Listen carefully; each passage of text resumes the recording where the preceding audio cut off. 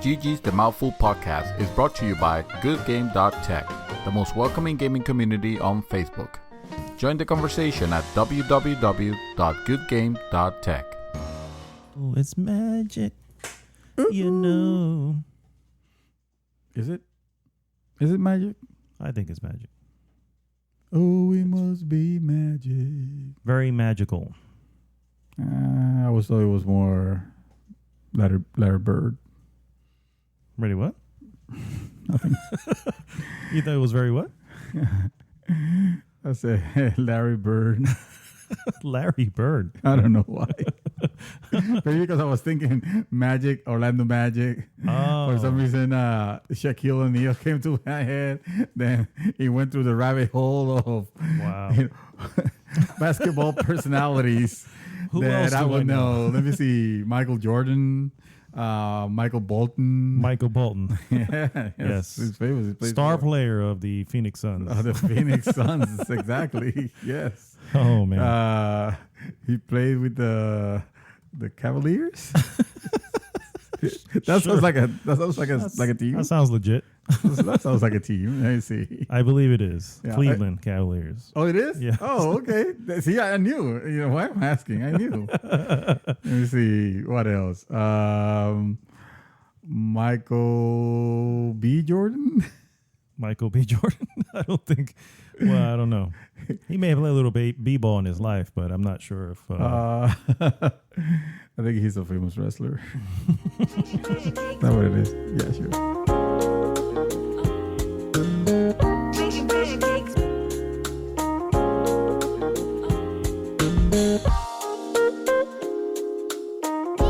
But you know, party. What's up, everyone? This is Arnaldo, aka Mad Dog, and this is going to be the real episode 117 of GG's The Mouthful podcast. You remember. GG! I was wondering if you were going to remember. Oh, I looked it up. If we were going to have to stop again, Yes. Like always. Yes, this yeah. one. Last podcast we actually had to do a second cut because you forgot that. I did. I was like, son of a what number is this? I don't even. That's where the real came up because That's- we kept messing up the number. We kept giving you guys fake news, and I apologize for that. That voice, of course, is Mr. David Santos, aka Dream Twister. What is Hello, up, sir? world. How you all doing? I am fantastic. Yes, sir. So am I. I wanted to start off real quick. Well, first off, if this is your first time listening, thanks so much for tuning in. And always go to goodgame.tech and join the conversation there. And please like, subscribe, and share the podcast. Thank you so much. I wanted to start off with a little announcement.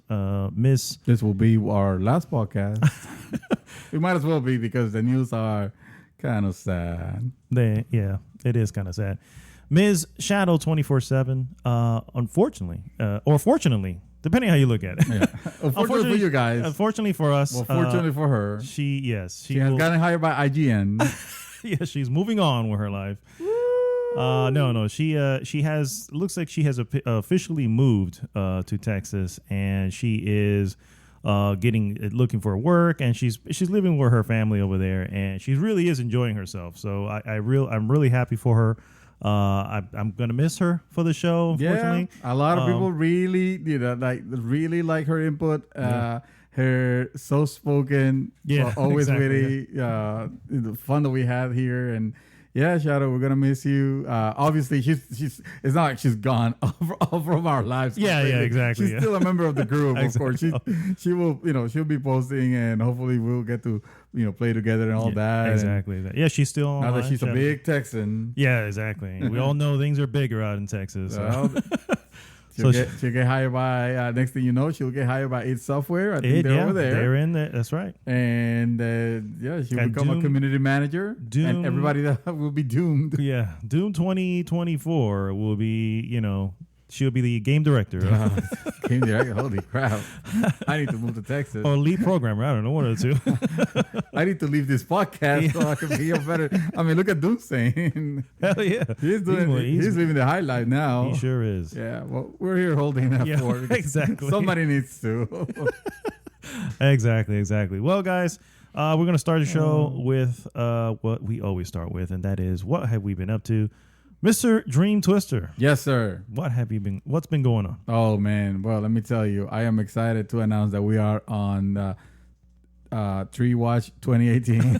Yes. Tree Right. Watch. I haven't had the most relaxed week, let's say. It all started when the tree in my backyard decided to attack us. Yeah, basically, yeah. Fought back. No. We had a big. I think it's some sort of nut tree. I know it's not like an oak tree or I mean it wouldn't be if it was some fleecy, but it's a big tree regardless. But it was sick, and we knew, and we decided, my wife and I, that we need to cut it because we were concerned about the hurricane season coming in and what might happen. So on Monday, I started making my calls and I started getting people to come in to give us a quote. And on Tuesday, the tree, one of the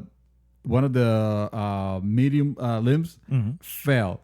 Now this thing fell like squarely in the middle of my backyard. Yeah. It could have moved anywhere. It could have moved a little bit to the right, to the left, and it would have destroyed the fence. Yeah. And probably the power cables too. And some power cables over there. It could have moved. It could have fell a little bit to the right, and it would have destroyed my Porsche. Yeah.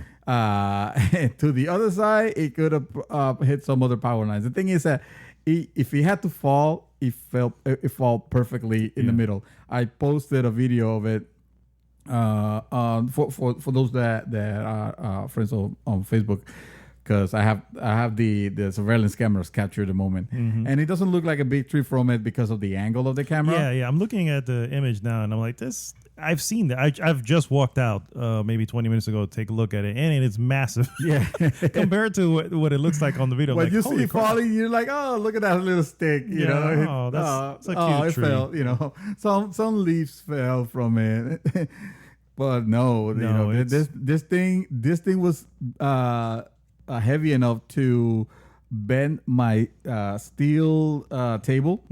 I had a steel table and some steel chairs also, that one of them got completely deformed. Yeah, because that thing fell on top. It also destroyed my a nice umbrella that I had on top of it. It was like a nice gathering place, the patio umbrella.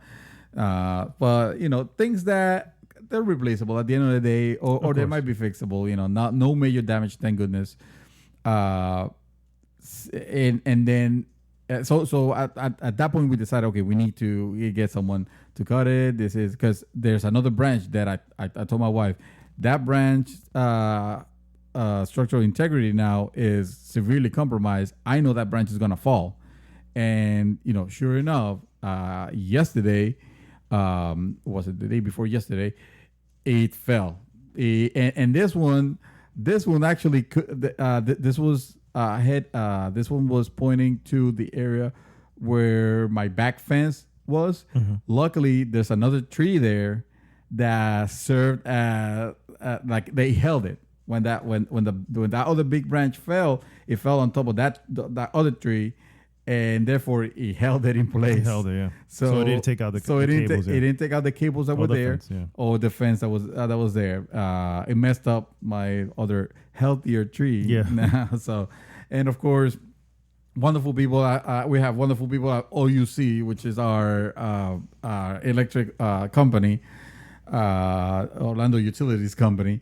They came in and they say, "Oh no, we need to, we'll take it down." And of course, I wasn't expecting them to take the whole tree. Obviously, for that I have to pay to get it, uprooted or sanded or whatever. But they will say, they will cut it down. And of course, they send another crew, and they decide, no, we can't touch this, because even though the trees are leaning towards the power lines, they're not touching the power lines yet. So evidently, you have to wait for disaster to happen in order for them to decide to take corrective action. Yeah. In this case, reactive action, because basically, so that was kind of dumb. But at the end, the power company. Yeah. Oh, the a whole bureaucracy over there, where the left hand doesn't know what the right hand is doing, and vice versa. The thing is, at the end of it all, they did cut some branches that looked like they were more likely to touch the power line, but obviously they left the rest there, and now I'm concerned. And the reason why we're literally recording this podcast with a live view of my porch also on my second monitor, because I'm concerned that it's raining and it's windy. It's windy, yeah. And the only part of the tree left, which is the biggest part, that one has no other way to go. That one will fall on the top of my roof. Yeah. So if at any point in time we need to interrupt the podcast, or you hear something and you hear a loud crack, that's probably my roof. And I will have it recorded for posterity. just for this. Just for all you see. So you see what you guys did. See what you guys could have avoided. Yes. And also, apologies. This is also the reason why the podcast is going kind of late. Also, I have had to be dealing with this. So today's Sunday. It'll probably be Sunday. At the end of the time, it'll go live. But just for the insurance companies, it is 3:42 p.m. I have do all my due diligence to make sure that tree is safe. But I don't know what's gonna happen. We'll see, sir. We'll see. But aside from that, let's go. I did manage to do a little gaming. Nice. In the little surprise. In the intervals. In the intervals, yeah. It wasn't too much, so I don't have a lot to report on. I have been playing Octopath Traveler. Nice. Which I alluded last podcast that I've gotten it and I tried the demo and I was enjoying it. That game is great. It's not without its flaws, and I think I'm starting to discover some of them. To me, it might not be a deal for others, but I find like, and I've read this on reviews everywhere, the first part of that game is kind of slow. And the reason why it's slow is because you're gathering your travelers. And while you're so they're presenting you as their story, their origin story, basically, and so you go, let's say you walk into town and there's the next character you need to pick up. Now the next character proceeds to tell you this, they're on a mission already, and you can either pick to just don't tell me, I don't want to know the story. Just let's go do your mission and you join the party and that's it. Or I feel that's what it is. I haven't selected that option yet. I always select to know the background, the backstory, and the backstory. It gives you basically everything that a little bit of tutorial of how they could, how it controls and all that. So doing that for 8 different characters, and not only that, but unfortunately also another thing that I find it I'm not so keen on. If you're helping the character that you're picking up, the character that your character doesn't matter in his story. Like I think I described it. Even when you have a full party, when you're doing, let's say the bard's mission. Let's say there's a bard. I don't know if there's a bard actually. But let's say this character who is a bard, and you're doing his mission. The game doesn't even acknowledge who else is on your parties, except rarely when they're together. When you're traveling together, they might actually say talk to each other, but it looks so fake and so forced. They might as well not have it. Oh, wow. So I will have my main character, all her trouble that she did, which I didn't even. That was another thing. I didn't even know that she was gonna become quote unquote my main. Even though there is no main, but whoever is your first character, that's the character who's gonna be always traveling, interacting. That's gonna be your the main character story. Yeah. So I didn't mean her to be one. I mean, it's cool. I do like her. She's like a cleric, who is on this pilgrimage she has to do.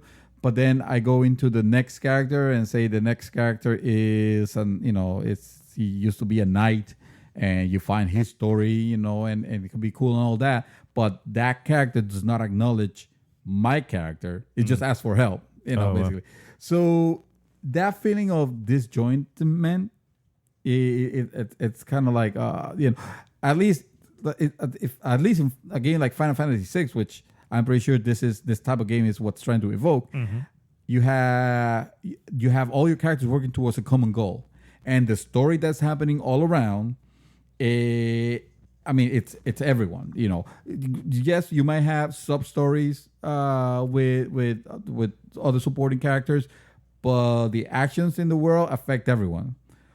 In Octopath Traveler, I feel so far, and I'm early enough. I think I'm like 12, 13 hours in. If you can call that early. Which is to say, the first chapter of each character, basically. In Octopath Traveler, you don't get that sense that everything that you're doing is towards a common goal. It feels more like each character's goal.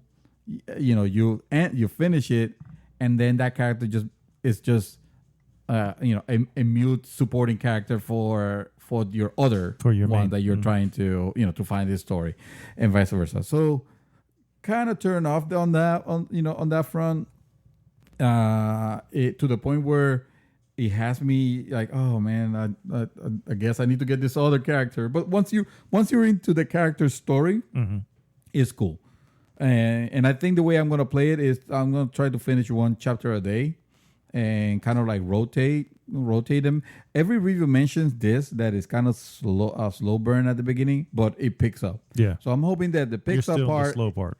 Yeah, I'm still at this, rowing uphill, upriver. The reviews say that eventually will pick up and it'll keep you. But I'm hoping so, because if it was just that, then I don't know if that will completely hold my interest. And I have have a gaming ADD. I might just drop it at some point and be like, okay, I'm done. It's called Hexapath Traveler, because I only got 6 of the 8. As far as I'm concerned. As far as I'm concerned, exactly. The other two don't exist. The thing that I do like, however, is that the game is very innovative in some of the things it does.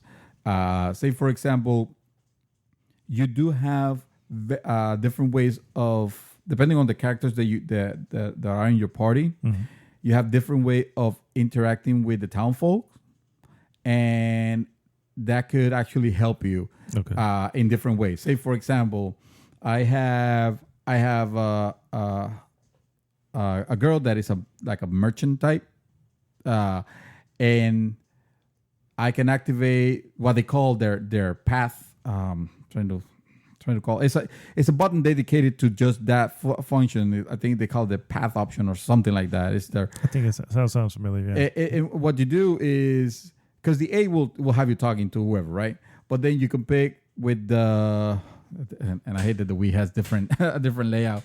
That will be the Y button, but what really will be the X button or the square button. Yes. Oh my God. The square button on the PlayStation. Let's put it that way. I'm sure you guys understand which button. So when you press that one, in her case, she could suddenly haggle with the NPCs. You don't have to be at a store to buy stuff. Just a random NPC will suddenly have stuff to sell you. Oh, wow. And sometimes you can get cool items like that. And sometimes you can get discounts. So that's pretty neat. I have another character that he is like a scholar, and what he will do is he will kind of like analyze the character, and then you get a little bit of the blurb of the story. Now, granted, there is a chance that you might actually offend the person you're trying to analyze. Okay. And then that could get you in trouble with the townfolk if you miss it too many times. He's like 4 times. Mm-hmm. If you miss the 4 times, then I don't know what happens. I haven't gotten to that part. But you do get, it does say, hey, be careful. If you continue, the townfolk will be upset or whatever. I don't know what really that means. Yeah. They'll probably kick me out of town or just not help you at all. Not help me at all. But if you successfully analyze them, you usually discover, aside from the fact that it gives you like a little blurb about the character, but you will discover like, a hidden treasure. It could be, or suddenly the prices of the store might be cheaper, or the inn might be cheaper, or stuff like that. There is my main character. Hers is, I can quote unquote guide. I think it's called guide, but what you really do is you hire whatever town folks is, with few exceptions. I think you can't hire kids, obviously, but with few exceptions, you can hire whatever other just NPC is there, and you can summon him. Or you can summon them in battle. So, and they will have their own power, their own strength. They will. You cannot control them, but they will help you. They definitely help you. So it's good to have them.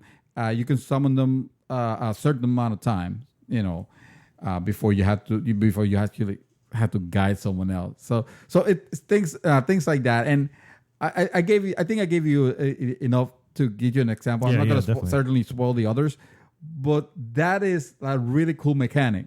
That each character has a very interesting way of interacting with NPCs in a way that you rarely have seen it in other games of this type. So I like that. I like finding out their powers. Some of them are like, okay, what this is for. Like there's one that you duel that you ask them to duel with you, but just because. But the time that I have used it, I've almost gotten my ass kicked. I've wasted a lot of resources. Phoenix down. I was gonna say potion Phoenix or whatever. Phoenix down. And I think they call it grape. Is it grapes? I don't know.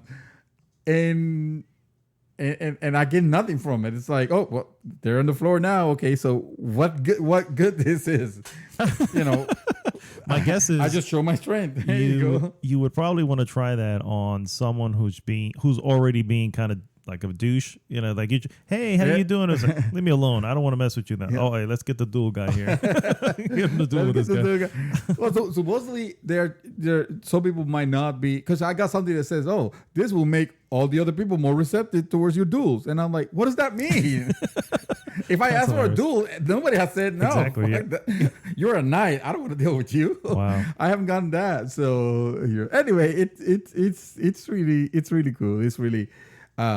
I can see the refinement of this game becoming probably one of the best RPGs, because it has that charm. It has that charm. It is very emotive, like I told you. That the little characters, you actually they flesh out so many emotions out of those sprites. Yeah. And that's really neat. So that's Octopath Traveler. I'll let you know in that podcast if I'm still in it or not. I've been dying to play something on PC, but it's like, oh man, I tried something else. It's like, no, I don't want to deal with this. That's a problem. Yeah, that's a big problem in my case. Gaming ADD is not fun. I have a lot of games on my backlog. Yeah, it's a serious condition. It's half of the men in the United States suffer from 50% of men suffer from this ailment. And it's worse because I have many games that I could play and try to have fun with, but it's like, oh man. The Witcher, by the way, I reinstalled The Witcher on the PC and it looked fantastic, and I'm like, yes, this will get me to play it. Now I have the widescreen and all that. It's gonna be awesome. But not today, because it's already too late and I have to go to bed. And it's like, same thing with XCOM 2. You're toying with my emotions, sir. I should continue playing with XCOM 2 and the same thing. It's like, terrible. I just need a good game that grabs me, So I also watch a movie. You watched this movie recently also. It's called Coco. I watched Coco. Coco is so good. Coco was great. Yes. Coco was it's up there. It's up there. It's not nothing like give me a favor or anything like that. It's just because at one point I kind of knew like, okay, I kind of know where this is heading now, and once it hits that, and of course I feel like those movies have done that so much already that it's hard not to foresee it. Yeah, it's hard not to foresee it. It's like, Oh yeah, obviously I'm not gonna say anything, but you should watch it because it is, one of the better Pixar movies. I kind of wonder, did I heard this right or am I imagining things? I heard that this movie was released first in Mexico in Spanish before it came out to the States. I don't know that. You don't know that one? Check that. Yeah, I have to check that. Yeah, I just have to check that one because obviously, I mean, you could probably describe it better. Because you saw it too. I did. Yeah, I suppose. So okay. Yeah. That's all I've been doing. I'll let you describe it because you will always describe movies better than I can. So yeah, I also watched Coco, which I wasn't like expecting to do. I remember seeing the trailer and I was like, I'm not a fan of the look of some of these characters. You know what I mean? And it was on Netflix, which is the thing that I was surprised. I was like, I don't have to rent it. It's actually there. Disney still has a deal with Netflix, and it doesn't end until 2019. Oh, so there you go. A lot of their stuff is now. For now, yeah. Yeah. So we have until then, and then they pull all their shit because they're apparently starting their own shit. But anyway, I saw the trailer. I wasn't very impressed. I was like, I didn't like the. So if you don't know what it is, essentially it's this kid who, and this is just the premise of the story. Kid in Mexico, his family is very against music. Because something happened in the history of their family line. So they've all grown without wanting music or knowing music, and it's like restricted in the family. With music. And the craziest part is, I'm like, this is a Mexican family. I'm like, how can music not be part of this household? You know, how the hell does that happen? Because you hear all the mariachis everywhere. So like playing and but anyway, so the kid obviously is desperately into music. He idolizes this old singer / actor. I can't remember his name, but he's a mariachi in the movie as well, who passed away. But it's like his idol, right? So think of him, and he watches it in like old black and white films, kind of like John Wayne, So somebody used to love John Wayne. So anyway, through a lot of events, he becomes. I'm not going to spoil anything of the movie, but the best part of it is, I think that what really resonated with me was the importance of family. Yes. That was the really the message that was in there, and it's such a strong message. Yeah. It also really, if you look at it, coming from a Spanish family, it's like, man, it's something that's, why is it missing nowadays? You know what I mean? Yeah. Why is it something that's not as prolific as it was in this film, or in a lot of these other countries? But it was really enjoyable. I had zero expectations, so I was like, sure, put it on, whatever. I was at Annie's house, like, yeah, whatever, put it on. And before you know it, I'm like all into it. You know what I mean? The kid, the acting of the kid is awesome. The music that you do hear, is great. There's characters that you kind of love. At some point, you're like, oh, I don't know, is this a good character or a bad character? You don't even know if they're allegiance. And I love. One thing that I really like is how it does. Neither of us are Mexican. No, we're not. But obviously being Latinos, we are aware of of the mannerisms and the culture and the traditions and all that. Like Day of the Dead. The main crux of the story is that the Day of the Dead. The families would put up pictures of their family, and I didn't know like an altar, but like a shrine, shrine. That, and of course, what that allows the spirits to do is to come over to the real world to visit with their family, even though they can't communicate with each other, but they can see each other. Well, actually, the dead people can see the living people, not the other way around. But it's keeping the family close, even those who have passed away. So that's the beauty. That's the beauty of the message. It's a beautiful message. And I feel like they capture that. And even the verb that when they were talking, which should be like, oh mijo, it's so cute. It's like this is like I want to watch this movie in Spanish. I know, I almost want to see it too in Spanish. Like this makes so much sense to be in Spanish. But, it works really well in English as well, and it's really, really good. I guess I had like so low expectations of it. I walked away going, "Holy crap, this thing is good!" You know what I mean? And I'm not saying that you need that in order to have that reaction. It is actually very good. I wonder though if some of these messages get lost to kids. You know what I mean? Because we all know that Pixar and Disney, they tend to release movies that adults can appreciate as well as kids. I think this one is almost such a message for older folk and young adults as well. I think some of the younger kids may not even see the message behind it. You know what I mean? So. Well, I think it's. I feel like this. I would rather have movies like this, delivering a message, like this. That's something like a Frozen, for example. Not anything against the movie Frozen or anything like that. I'm just saying that I feel like you get you don't really. You just see you just get told a nice story, something pretty, and you have everybody singing, let it go, and whatever.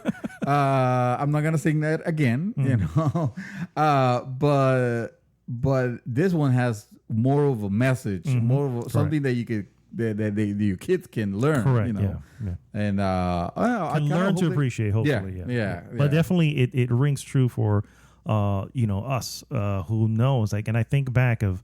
When I think about younger and all the times I spent, and every Sunday we had, or every other Sunday we had big things with family and all this stuff. And then as I've gotten older, that's not the case. You know what I mean? Yeah. I haven't seen my mom probably, and she lives right on Ocala. I haven't seen my mom now probably in a year and a half. You know what I mean? It's been a while, and my grandfather's up there too, and it's just like, man, I need to get that connection back. You know what I mean? And it's one of those things you don't realize it's missing until you realize it's missing. You go, crap. I have to connect with them again, So anyway, it's a great film. Highly recommended if you haven't already seen it. And if you have Netflix, there's no excuse. Might as put it on. It's on there now. If you like animation. Hell yeah. The animation is beautiful. The color schemes that they use is beautiful. A lot of purple, a lot of orange and yellow and all this. I'm like, wow, it's very vibrant. Yeah. Anyway, so I've only played a couple things, so I'll just kind of quickly go through them. I started at Observer. Observer is not Absolver. Okay, it's good. Not, yes. Observer is first off, it's a very cyberpunk game. Oh, there you go, man. You're in a cyberpunk streak. Still, to this day. Wow. It's very cyberpunk. It's a first person, I almost want to say point and click type thing. You do move your character around in 3D space. It's really, really well animated designed.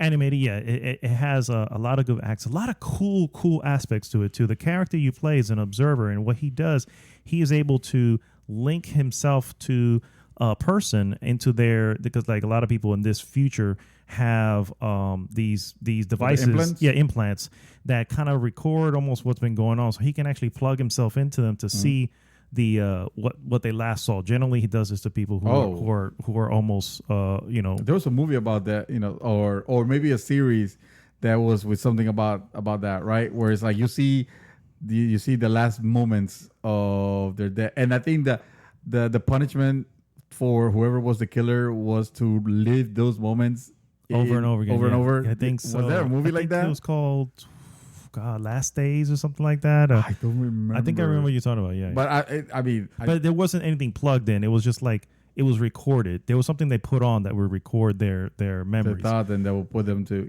okay. So in here, the main character is voiced by Rutger Hauer, and if you know who Rutger Hauer is, he is the main villain in the first Blade Runner.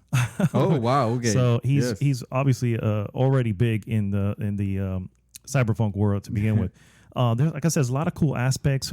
He has this ability, because he also is altered as well, to turn on this bioscan, which completely changes what he views as red, and it's scanning for any bios stuff. Like he'll find blood marks or something like that, but it scans for it real quick. So I have detective mode, correct, from Batman. There's two though. They have the bioscan, and then you have the almost like a EMP scan or something like that, where it can see circuits, that are maybe hidden in the wall or something like that, may connect to whatever. It is so cool, because it's almost like he's trying to figure out, what happened to his son. His son is missing, and he found a body in his son's apartment, which was headless. This is at the very beginning, so it's not really a spoiler. Yes, it is a very graphic game as well. And it's just the mystery behind it's so cool. You have to put pieces together and know what information goes to what. So it's not your regular, like I said, I won't say point and click adventure, but it's kind of like that. You know what I mean? So it's a little bit more involved when it comes to the story that way. My only issue with it is it has issues. You know what I mean? The game's crashed on me twice. Oh, geez. It has some frame rate issues that end up happening as well. But for whatever reason, even though that happened, I kept going back to it. Like I kept reloading. Like, all right, whatever. I just reload, which I normally like. No, fuck this. I'm out. You know what I mean? We might have had this conversation. I thought you were playing this. You started this week? Yes. Oh, okay. So, okay. All right. Last weekend, essentially, is what Last weekend, gotcha. And so anyway, but it's so many cool aspects. Like when he does plug himself into the person, you are now playing through the memories, and the memories are very like crazy because it's the mind works in a certain way, so it's almost like walking through a dream. Oh, you know what I mean? You open a door and suddenly you're in this office and things are happening. You're like, and then of course the characters may be shadows, but it's because you're not. You didn't really pay there. attention to what exactly. was really Whoever there. was there. I like really, that. So those aspects of it, Psychonauts. it's so well done. I'm like, holy crap, and it's also very scary. The game. On purpose, you know what I mean? Because sometimes you're running through the memories, and the person was just being chased right before something happened to them. You know what I mean? So that's the mindset of the person right before they pass. So it's like, holy crap, things are chasing you. You don't know what it is. Why? Because the person didn't really know what it was. So it you know what I mean? Yeah. I wouldn't want to be. I wouldn't want to be an observer. Yeah. Well, it sounds like you should get a lot of hazard pay for it. Well, there's no gunplay. There's like I said, it's almost think of what is the point and click? No. What's the one with the oh my god where you go in, you have the camera and you only run. You can't fight anything. Outlast. Outlast thing. So in that sense, it's very much like Outlast because you're really just interacting with stuff, but there's no weapons or anything like that for you to do. But eventually, my power went out the other day as I was playing. Oh no! And when I reloaded, somebody hacked you. When I reloaded the save was way too far back. Oh, so I was like, so that's when it got. That's done. when I was like, the funny thing is, I was already forgiving of it. You know what I mean? And then that happened, and I was like, son of a bitch. I'm like, I cannot go through all that again. And again, I'll tell you, like I said, there's some framey moments where it gets a little bit like, it drops in frame rate. Which is frustrating, you know what I mean? So unfortunately, oh wow. That said, you can look it up. It still has. I mean, Steam has it a 9 out of 10. It's got good reviews all over the place. So I'm like, did no one take these technical issues into consideration? You know what I mean? They're like, screw it, it's far or whatever. There are moments, to be fair. He's always having to inject himself with something because he's part cybernetic as well, and I guess to make sure that the body reacts well to the cybernetic parts. Yeah. So he's constantly having to take like some weird pill that he has to take. When your body's starting to react to it, as you move around, you can kind of see almost pixelation. Wow! But that's himself doing it. I knew that was him. But that didn't excuse the framiness because when I take the pill, sometimes it will still frame me. So I was like, all right, this is not. When he doesn't take the pill, his video card suddenly becomes exactly a little outdated. 580. Yes. So it's really cool though. I find it hard to recommend considering the issues it has. But if you see it on a sale, unless you're looking for something for cyberpunk stuff, correct. If you're like me, who are like I've gone down that rabbit hole because I'm just loving cyberpunk right now. It has everything you would possibly want out of a cyberpunk world. Yeah. It's just so well crafted in that sense that the technical issues, I'm like, God, if you would just button this up a little bit, it would be amazing. But it is what it is. It'd be funny if by the time Cyberpunk releases, you're already Cyberpunk. As Cyberpunk comes out, yeah. Like, well, considering they're saying how far away that is, I'm like, I think it'll be all right. But by that time, it might be our normal future. Yeah, exactly. Our present. Right? Yeah, exactly. We will be living Cyberpunk. When we're actually Cyberpunk, exactly. We'll be playing it in our brains. Exactly. And I moved on to this little title called Crossing Souls. Which is a Devolver Digital joint. It's pretty cool. It's meant to look like an old school isometric view, and you play as it's a group of kids, and you actually end up they all come part of one party, but you can only control one at a time, so you can switch between them to who you're going to control. Each of them has a different move. One of them uses a bat, another one uses his little gun, another one actually just uses his fist. This girl uses a whip, all this kind of weird things. And it's very Stranger Things. Oh, nice. Which is why I wanted it. It's also really, just like Stranger Things, very, very 80s. Like the intro of it has that little weird V tracking thing. Yeah, the VHS. yeah. And I'm like, oh, this is weird. You know what I mean? First time I saw that effect was Blood Dragon. Blood Dragon. When you will pause Blood Dragon, it'll have that VHS effect. It's like, wow. So well done. So awesome. This one here feels almost like Saturday morning cartoon like it actually has an intro song that looks like a Saturday morning cartoon and everything. The difference, of course, it's rated TVMA. Oh, not TV. It's rated mature and for mature because it's vulgar. There's a lot of cursing behind it. There's blood and all this goodness. And so it's cool. It's like if you take Stranger Things, you made it into a game and you made it rated R. You know what I mean? It's like, oh, okay, this is actually pretty cool. Nice. I'm only probably a good 5 hours in, and I'm enjoying it though. It's got an overworld, plays very similar to like Festus Quest. I don't know if you ever played Festus Quest. That type of. I don't remember. First Festus Quest is top down completely. You talking? No, that was a little isometric. No. No, I'm pretty sure it's very top down. This one will be isometric then. And it's you can run through the town and some areas you kind of go to, and of course the town is littered with a bunch of nostalgic things. They got Back to the Future playing over here. Some guys are on the street, with their boom box and nice. Break dancing and all this stuff. It has little weird, sometimes almost forced, maybe that wasn't needed right at that point, but for the most part, I'm enjoying it. But yeah, that's all I've been playing. So, and we're back, guys, and we just saw the trailer of the week. The trailer of the week. Actually, we saw several trailers, but there's only one trailer of the week, guys. That you get to pick because I have no saying on this. Oh, come on. You have to agree that was the best one out of all.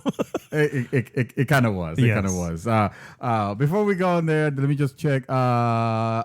Tree Watch 2018. Any movement? The tree is still standing there. We have some wind, but it's still there. It's still there. Yeah, awesome. So it's all good. We still have a roof. Yeah, thank God. And the happening hasn't completely happened. Hasn't completely taken over. Yes. Definitely. So, yes, trailer of the week, guys, is the trailer for Glass. Of course. What else would have been? Aquaman? Come on. Hey. Let's be real. Titans? Yeah. Let's be real. Come on. Overlord? No. Batman. Actually, I did like that Overlord trailer. Did you like that? Okay. I thought that was good. I don't know, Rex. I mean, you kind of know what's going on. They didn't show enough, so I think that's good. Yeah. That's the best way to do it. Yeah, that's the best way to do it. And then we'll watch any other one because they're going to release a few, I'm sure, before. Oh, yeah. I bet. That movie's far. But this one is sooner? Glass is in January. Oh, no. Then that's good. And I'm not watching because it already spoiled enough for me. Yes. Well, unfortunately, for those who don't know, this is the sequel to Unbreakable and Split.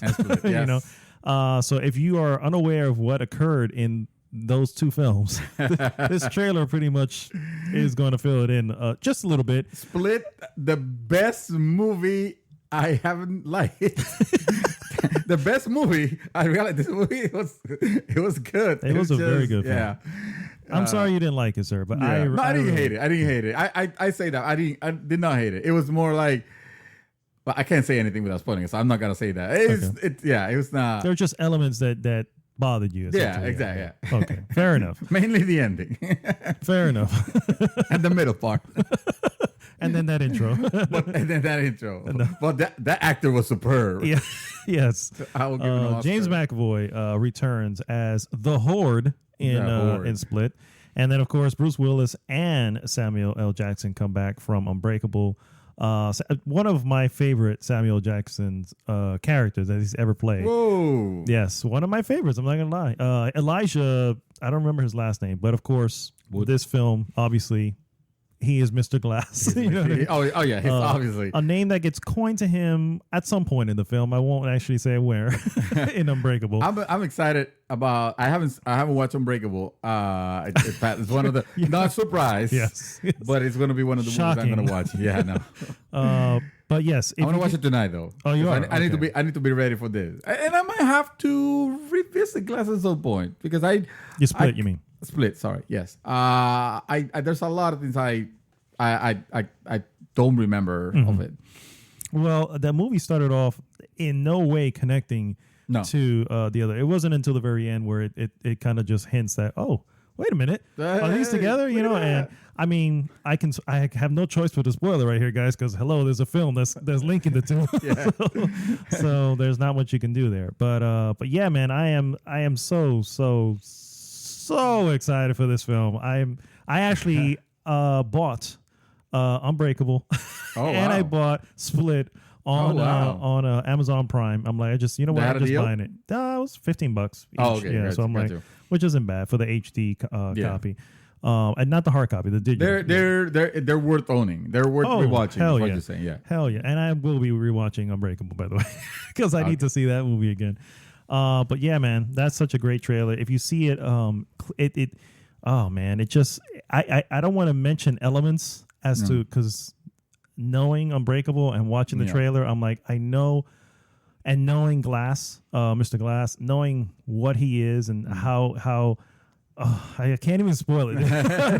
I mean, I can because I mean, technically, it's an 18-year-old. Oh, well, we're still live. We're still okay. It's an 18-year-old film, but unfortunately, you know, I don't want to take it away from you since you're going to be watching it. You know, I'm going to be watching tonight, and I bet a lot of people kind of already know what you mean, what you're talking about. Yeah, because they have seen it. I'm a little concerned.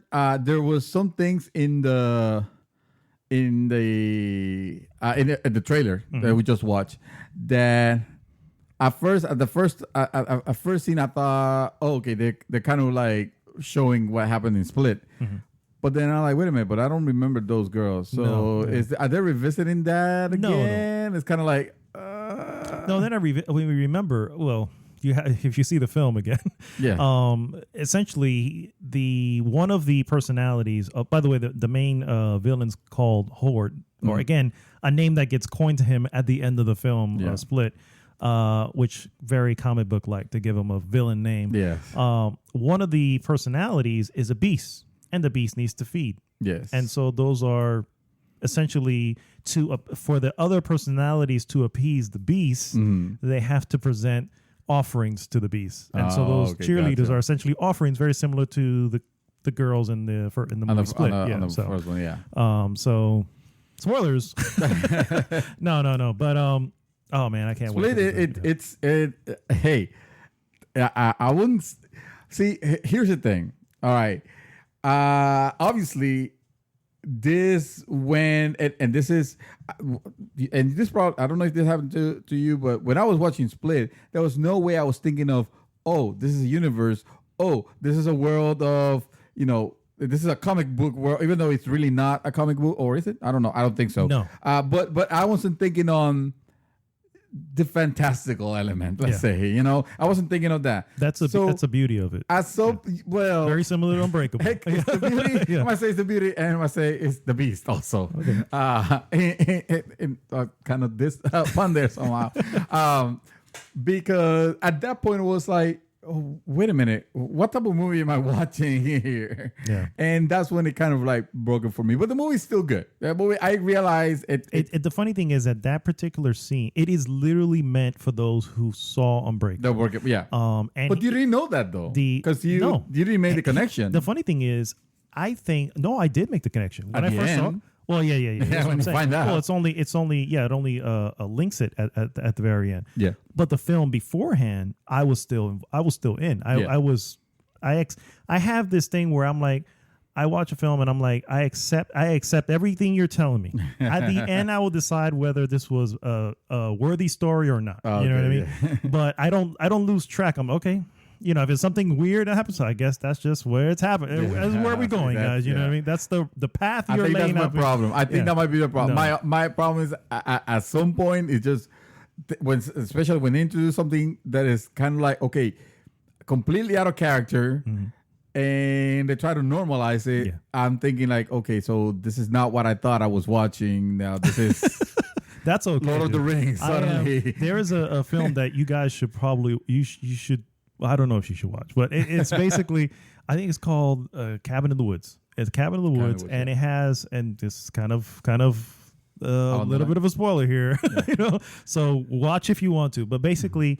At some point, you're like, I don't believe what's going on. And when you see it almost makes fun of itself. Yeah. And then it just goes into levels of all craziness. And you either accept it or you don't. I was 100% receptive of that in Cabin in the Woods. And yes, in Split too. At some point, I'm going, this guy's just crazy. He's got multiple personality.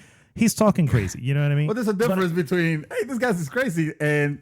That's what I'm saying. I was into it. What he's capable of doing at some point. It's like, well, when it actually happens, it's like, oh, so this is real. So this is actually happening. I was like, oh, okay. But again, I don't suddenly question it. I just say, okay, so this is real. And now you have. I don't know how to do it, but at some point, a switch went off and said, okay. This is some guy crazy doing this. Whatever. Turn off your disbelief. No, and then at some point it goes into that route, and I'm like, okay, so I guess I have to accept that he can do this. You know what I mean? And the beauty of I don't know if you remember of Split, but the doctor in the movie was talking up, saying that this is possible. The chemistry of the person switches when they go to another personality, whether that's true or not. At some point, it's a doctor saying it, and I'm like, well, I guess it's got to be true. Yeah, why not? Accept it. I'll take it. So when it happens at the end, it wasn't that far-fetched for me to go, okay, fine. Okay. I guess he could do that now. I guess it's possible. Then he's at the end, and then, of course, the connection happens to the other one. And, dude, I tell you, I leaped off the couch, bro. I was like, holy shit. Well, that's the thing. I guess... If I would have had the Unbreakable thing, if I would have watched it, first of all, I would have jumped out of my chair as well, and second, I would have accepted it a lot more. Yeah. Because another thing is, maybe again this is me, but I know the director. I know a lot of his work because I've watched pretty much all of his work. So knowing that, I was like, okay. And then on top of that, his film right before Split was a supernatural film. Yeah. It's called The Visit or something like that. So. It just came out right before 2015. This one Split came out in 2016. So I was like, okay, I was already accepting of. I know who's doing this. I know the type of work he does. So I just show me the mess. Show me the where you're taking me, and I will judge this at the end. And at the end, I was just running in circles because I was like, I couldn't believe that this was happening. This is you know what this gives me an idea, and this is actually for self-help because I do admit that I need to watch more films. I need to be more in the know. I don't want to be a slave to all the movies that I need to make sure that I've watched because Pulp Fiction, you need to do that. Well, yeah. At this point, at this point, I almost carry it as a badge of shame / honor that I haven't watched it. Okay. But and I know this triggered Alberto like big time right now, and he's yelling at me now. I'm so sorry, bro. But you gotta start telling me movies, or you should give me a movie a week, and you give me the whole week to watch it, and then we can review it. And well, and shit, I should do the same thing to you then. If you're gonna do it to me, you gotta take at least an hour and a half to 2 hours of your time to accept. Because I think I told you a couple already. That I said like, dude, you gotta watch it. It's not that I'm expecting you to be blown away by them. It's just I want to see what your reaction is. Okay. Where I'm at as well. Where you're at, exactly. To see if you're at where I'm at. Because you did this last week with another movie that I forgot that to mention that I saw it again, probably because it became very forgettable. The Gone Girl. Gone Girl, yes. And I watched it. And I didn't like it. I didn't like it at all. I thought it was too long and too like nothing special happened in it. But you guys enjoyed it. But so I can tell you that, and then you can tell me, hey, I watched what is the movie that I have? Oh, I wanted you to watch the. Babe, what's that movie? My wife's here. Actually, he's sitting next to us. Hey, Judy. hey, babe. The movie that was supposedly based on that events of that happened for real. That was from what's the director that always do the movies with the explosions? Oh, Michael Bay. Michael Bay, yeah, it was Michael Bay directed this movie, but and it had to do with Pain and Gain. Pain and Gain. Yeah, Yes, there you go. I want you to watch Pain and Gain, even though I kind of want to know how you feel about it. What do you think about that movie? So there you go. You have a homework. All right, so I have homework, and you do too. You give me one, but let it be Unbreakable because I'm going to watch Unbreakable. Oh no, yeah, watch Unbreakable. I mean, no, Pulp Fiction. I've lost faith. That's no. That's like the Witcher 3 I have to watch. movies. No. That could be the following week. You could tell me, okay, because I need to. And you guys feel free to put your comments and tell me what movies should I watch? You know, which movies do I need to watch? At this point, there's a lot of holes. So serious. Go crazy. Tell me anything, whatever. I'll tell you if I've seen it or not, and I'll tell you my reaction if I like it or not. And that'll be a new segment. My wife, Dream Twister watches movie. My wife really enjoyed watching movies, and I think she will love to see me have more, watch more movies. Yeah. Because like I told you, I have some glaring Rocky movies. I have only seen Rocky 4. Oh my God. 5. and 5, the worst of all. Yes, okay. I saw Creed, and I want to watch Creed 2. Yeah. Creed was great. I have never watched any of the Raiders 4, then you have no connection as to who Creed is, who Apollo Creed is. I know they were very good friends. They were like buddies. And living in America. Yeah, okay, that's good. You know that one. And and it was a tragic because he lost his friend in the boxing. Yeah. Freaking Draga. Ivan Draga. Oh man. So all right. So let's that's our trailer of the week. Split and not Split. Glass. Split. My bad. Split 2. We'll call it. There you go. Also known as Split 2. So let's get into some news, guys. First piece of news. Speaking of films, you did see, and so did I, a little short film starring Nathan Fillion, aka Nathan Drake. Oh, yes. Released on Monday, just like shadow dropped onto the internet. You know what I mean? And since then, I think there are like 3-point-something million views. Is it? Does it have? It's a lot of views. It needs to send a message. What was it? The message is it can be done when done correctly. I don't know about you, man, but he pulled off Nathan Drake pretty well there. I was very, very impressed. Well, that was the thing. So this was a short based on the Uncharted series, and Correct. Of course it has Nathan Fillion, which the whole internet. Do you know what? Everybody that have played this game would thought this guy is the perfect. He will be the perfect Nathan Drake. Yeah, and they even have the same name. I know. It's like it's born. I mean, Nathan Fillion, from the moment of from his role in Serenity and all his he has that charismatic look. Yeah, he is. It's like Nathan Drake. He is the playing Drake. Yes. Any of those characters that he's played, in Firefly or Firefly. Like that. That's what the one that I was trying to remember. Yes, no doubt, man. Yeah. And to see it. So this is a fan made film.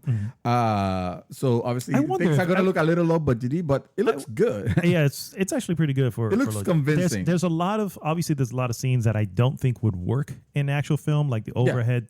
Third-person shooting, which was really awesome. I wanted to make a gif of that. So there was a part where it's almost like in the game where the cutscenes are done and now you're taking control. Yeah. So the camera spins around. Camera pans, and suddenly you have dude. I kid you not. I literally grabbed my PlayStation controller. I was like, wait a minute. I paused it. I grabbed my controller. and I paused it, and then as he was like shooting, I was trying to mimic the move. It's like, okay, this is the best thing. The scene itself didn't last very long, which I mean, it's fine. Good because it would have. Now, I guess this is the question that needs to bring up. So, what was the purpose of this? Was this similar to the Ryan Reynolds thing, where he finally went and did a little fan film to prove that Deadpool can actually work, or is this more of the Power Rangers thing, where it's saying, "Hey, we want the Power Rangers, but we want it to be like this," and that's what it looks like. No, I feel like this was. I didn't even read that far into it. I think this is just the whole internet thinks that he will be great, Nathan Drake, and they just thought, well, yeah, actually, we can make something like that, and would it prove a point to Sony and to or whoever pick up the right? Who knows? I hope so. There's already one in the works. Because there's already one, and I don't know. Did we hear what the casting was for? Yeah. It's a young Nathan Drake. It's actually the same guy who plays the kid who plays Spider-Man right now. Oh, okay. Yeah. See, that would not be bad, actually. I think if it's going to be like a young Nathan Drake, kind of like a young Indiana Jones. I think that's what they're going for, yeah. Another series of movies that I haven't watched. Then that would work. I think that character would be good. I mean, I like the kid he's a young very good Drake actor. Yeah, but if we were to have a normal Nathan Drake, an Uncharted present movie, then man, Nathan Fillion. I mean, who else could play him? The funny thing is, I was thinking that Nathan Fillion was probably a little bit past the prime to be Drake, and then he does this, and I'm going, okay, maybe I was wrong. Yeah, this will work. No, hey, even the other character, Sully. Yeah, Sully. Yeah. Sully was Sully. I was like, okay, I'm willing to stretch that far. You're not bad, it'll work. He's actually he's a great actor. I remember him from Avatar. I know you probably haven't seen Avatar, but Avatar. Yes, yeah. So you remember the guy with the scar who? That's him. That's him. Okay, yeah. All right. So when I saw him, I was like, oh, okay. He's not the look. I guess he has what's needed. The cigar, the hair and everything. But he wasn't the Sully I expected. However, he still did really well. The writing was great on it because he reacted and said stuff that Sully would do in the game. Same way to Sully. Yeah. So, this was really good. Yeah. Not Nadine. What's the girl? Elena. Elena though. That was like, oh man, that was definitely not the Elena I was picturing. On the top of my head, I can imagine some other actresses that would have done it better. She was, to be fair, she wasn't given a lot to say. No, you know what I mean. So would we have seen? Would it have come out better if she had more time in the thing? Maybe, we don't know. It's impossible to tell. But it wasn't enough. There really wasn't enough there for her. Yeah. So there's a style to Elena that. She is very girl next door ish. That I can see some other actresses, but granted, maybe they were not available, or they wouldn't have any reason to accept. Correct. A fan made film. No. Yeah, exactly. Yeah. That said, if this were to become, if we were to have that level of that Nathan Drake on a big screen, then I can think of several actresses that no names will come because I can't remember names, but. A lot of figures I will put there. Let's be real. That's what's gonna happen. She's gonna play Nathan Drake. Yeah, exactly. She's gonna be Drake actually. Yeah. So say hello to Nathan Fillion. Yeah, I know. Yeah, because there goes the whatever marriage he has. Yeah, sir. Go ahead. So that's Nathan Fillion's Uncharted film, guys. You need to check it out if you have not. Yeah. Another thing that I saw online, which at first I thought. It was another fan fiction, but it ended up being a real thing. A real thing? Okay. Yeah. Buffy the Vampire Slayer is being rebooted with Josh Whedon at the helm. Yeah. He was the original. So he was exactly.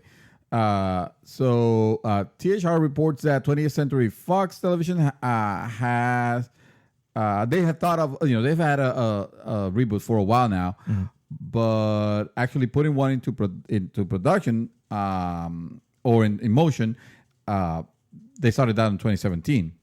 It says now the studio has hired a writer for this show. Things are starting up.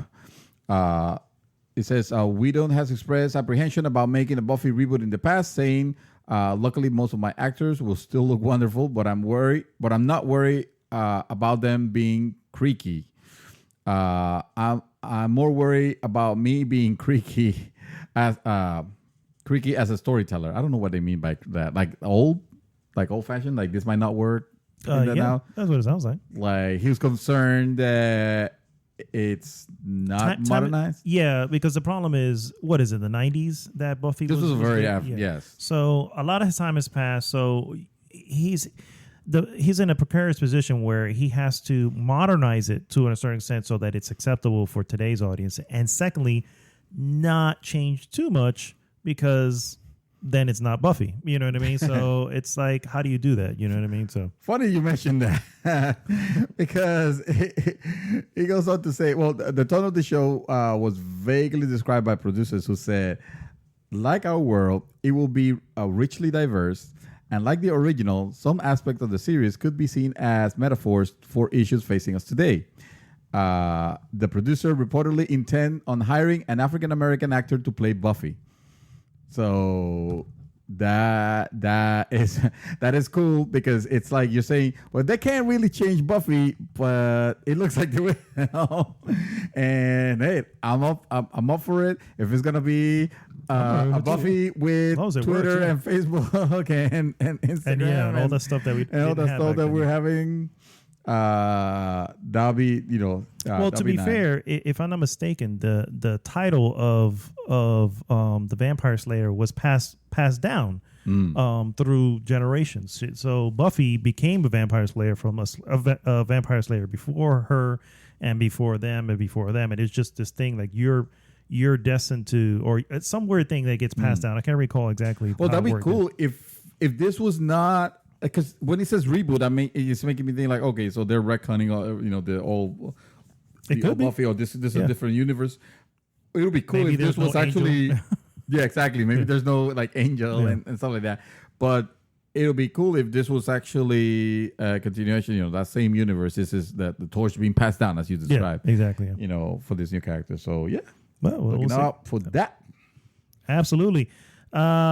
You guys may not know, but a little event happened this weekend. Started on Thursday, and it's still going on as we speak right now. Oh. It's a 4-day event called Comic-Con.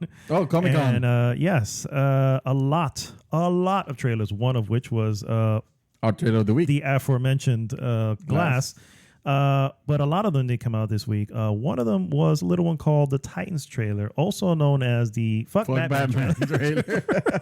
So, I saw it. So what it is, for the record, it's not a movie. It's actually a series, and it stars the Teen Titans. It's just called Titans, but if you're familiar with the Teen Titans, the one character I did not see from the trailer, and I'm guessing it's because he's not ready yet when it comes to the special effects, is what's his name? Oh my God, Cyborg. The Cyborg, is a part of the Teen Titans as well. So you saw Robin, we saw Starfire, we saw, I can't remember the one who looks ghostly. I can't remember what her name is. And then of course we saw Animal. It's a little green guy who looks like he was green. So you have them, but we didn't get to see Cyborg. We don't know if it's in it. We don't know if there's going to be the same Cyborg from the film. Most likely not, because DC doesn't connect the two for whatever reason. So, what do you think of that trailer, sir? You got a chance to see it today. Well, it was not. I'm not saying it was bad or anything like that. It's just this is a series. This is a TV series. To me, this is just strictly me, myself. I need to see things that will actually get me interested. If I'm gonna make a commitment to watch a series. I saw Robin and Fuck Batman and the other, but nothing that I saw here got me interested on watching. I'm not saying it's because it's bad or anything like that. It's just there wasn't much there. There wasn't. Yeah, there really wasn't much there. I mean, and this could be different for some other people. Comic fans might get a lot more from it, and I bet Teen Titan fans, which there are many, there are many. I would think that they'll be eating this up. Yeah, I don't think there's anything that people would have been like, oh, but they did this. I mean, it looks very graphic. Yeah. TVMA, guys. TVMA. And to spin off of that particular thing, apparently this is going to be a show that will launch with a new series, a new streaming service called the DC Universe. Oh God! Because we don't already have enough streaming services. Then never mind. I'm not sure how I will catch this, but I'm pretty sure I will not be watching this on DC Universe. DC Universe is going to be available only in the United States at launch, and will have a yearly membership fee of $74.99. There also has the monthly version of it that will cost you $7.99 per month. Why? So, what exactly will be there other than Titans? I'm not entirely sure. I feel like I feel like 5 years ago, maybe longer. Let's say from 10 years ago. Let's say we were looking at when we were looking at the fear of net neutrality, and I'm not saying that this has anything to do with it, but we were fearing, we're gonna have piecemeal content, and suddenly we're gonna end up having all this streaming service subscription, things. That's what we're living right now. It is. Why do we need? Why do we need a DC universe? What do they have to? I mean, let's say I'm a big fan of Superman, Batman, all the DC characters. What am I getting for $7.99 a month? I honestly, I don't know. I mean, this is early. By the way, pre-orders are available now, so you can actually pre-order the service. Don't know why. Hilarious. Don't know why you would have to do that. I guess. You go. It's a pre-order bonus, is what it is. Is a pre-order bonus? Do I get the DLC? You'll get Suicide Squad for free. Oh God! Just what everybody wants. Yes. No, thank you. That's my question. I mean, I don't know what they have to offer. There are a lot of DC shows, believe it or not. You have, you have the Flash. You have Green Arrow, or I think it's just called Arrow. Supergirl. These are all DC shows that are on regular TV right now. So you don't actually need a service to watch these shows. That's my point. So guess what? Why are they famous? Because they're accessible. Exactly. If you're gonna put them behind a freaking paywall, now people are gonna be like, "What? Screw that." I'm pretty sure that those series will not come behind the paywall.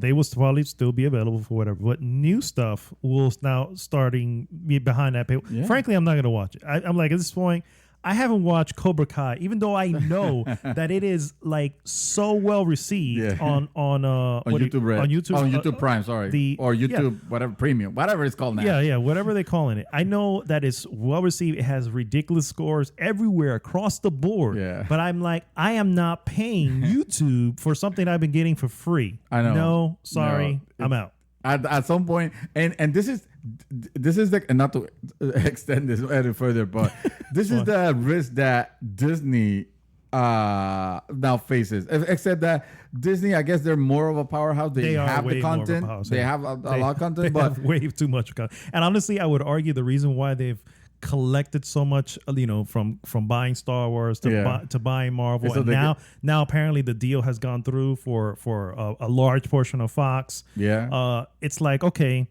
now that they have all this programming that easily can launch their own service. So in their while I don't like what they're essentially going to be doing, I can see why. I mean, they know they have all the content, but honestly, the content's been relinquished to them, and I'm like, guys, I didn't want them to buy Fox. I'm like, they can't own everything. You know what I mean? What the hell? Now they own everything, which is like, what are we gonna do? We really have no choice at this point. But I do, because I'll be like, well, I'm a big Star Wars fan, and I have friends that are big Marvel universe, and I like the Marvel universe, but I'm not gonna buy into another streaming service just for one, just for a few shows. If suddenly you're gonna put all your properties into a paywall, then I'm just not gonna do them. I'm gonna stick to Netflix and see what's new on Netflix. To be fair, that's what Netflix does. Well, it has true, all the programming, they have from different. I mean, they have their own programming, yes, but they also offer from other sources. Now, until that dries up and everybody suddenly becomes, because somehow CBS thinks that they can have their own freaking subscription service, and they have put Star Trek. And I love Star Trek. I haven't seen a single episode of Discovery of the new Star Trek. Why? Because they put it on a paywall. Yeah. So I don't. That's not the way that I want to consume my TV. If you will say, okay, you could do that instead of cable, and I guess you could at some point. That's what they're wanting. Yeah. But you're not fulfilling enough. I would argue that Disney can. I would argue that DC Universe cannot. So no, Disney have. But yeah. So. Would you consider subscribing to a Disneyflix? Honestly, they own so much. I mean, it's like I have no choice. Disney and Netflix have that deal which ends in 2019. 2019, all those things that are on Netflix right now that are in any way connected to Disney are not going to be there. Yeah. This is probably one of the main reasons why Netflix is like, we need to get our own programming. We need to get our stuff going. And they are doing pretty well as far as that. But they know that the day's going to come that one, either somebody's going to pull their programming, or two, they're not going to be able to afford to pay that company or whoever it is to have the programming continue for another 2 years or something like that, because that amount that they're charging is whatever licensing, that price is never the same 2 years later. It's another whatever billion whatever, you know what I mean? And Netflix is like, no, we'll just do our own, and so they're obviously prepping for it. But that said, look at what they own. So, Disney. You know what I mean? So never say never, but they will have to have a lot of shows that I'm gonna want to watch. I know, I get it. But DC is not Disney. No, Disney, so I'm sorry Disney to say, you guys are. I don't know what the hell y'all doing. Yeah, I don't know what's going on over there. Speaking of, I don't know what's going on. So there's a game. I want to say it's on PC, and I believe it was released on PlayStation. Although I could be mistaken, I'll double check my sources here. But basically, I don't know if you guys know about the Calling, the Calling, which is a battle royale type game. Originally, that game, I believe it was a few months back, hit 1.0, got out of early access. It was received, fairly well enough to guarantee the survival. Now that we have so many battle royale games, as expected. But then they pissed off their fans because they immediately started working on a sequel for it. They just barely released the Calling. They started working on the Calling 2. Really? I don't know if I'm pronouncing that right. Is that how you say it? The Calling, yeah. The Calling. Okay, yes. It's like calling, but with a U. Yeah. Yes, this game was actually on PS4, Xbox One, and PC. So the Calling 2 got released, and it was a massive, colossal mess. Wow. It was so bad that it barely had, at some point, I think that the lowest count that it has of players available online was like 2. Jesus, wow. At some point. I tell you why. They released this, this sequel, and everything looks so basic and amateurish. And I guess it looked very alpha-like almost. Oh, wow. So you mean to tell me you have a game where people are playing, then it had like 20 or 30 something concurrent players, and then you bring this on the line. You release this buggy mess. Everybody hates it. It looks like a like an early PS2 title, like an early PS2 title. PS2 title. That's when horrible. You see it. So anyway, all this to say that Savient, if I'm pronouncing that correctly, have made a decision to pull the Calling 2 from sales on the PS4, Xbox One, and PC following disappointing launch sales. Anyone who bought the game already will be entitled to a full refund. After reflecting on why the game underperformed, Savient had this to say. The Calling 2 is not the game that you asked for. and it's not the game you were expecting. You expect as a worthy successor to The Calling. Savian Director of Operation Josh Van Velde explained in a video. They actually released a video on YouTube for it. It's been difficult to deal with the launch of The Calling 2, but it has been valuable to us in terms of looking inwards, backwards, and see how we got here as a studio.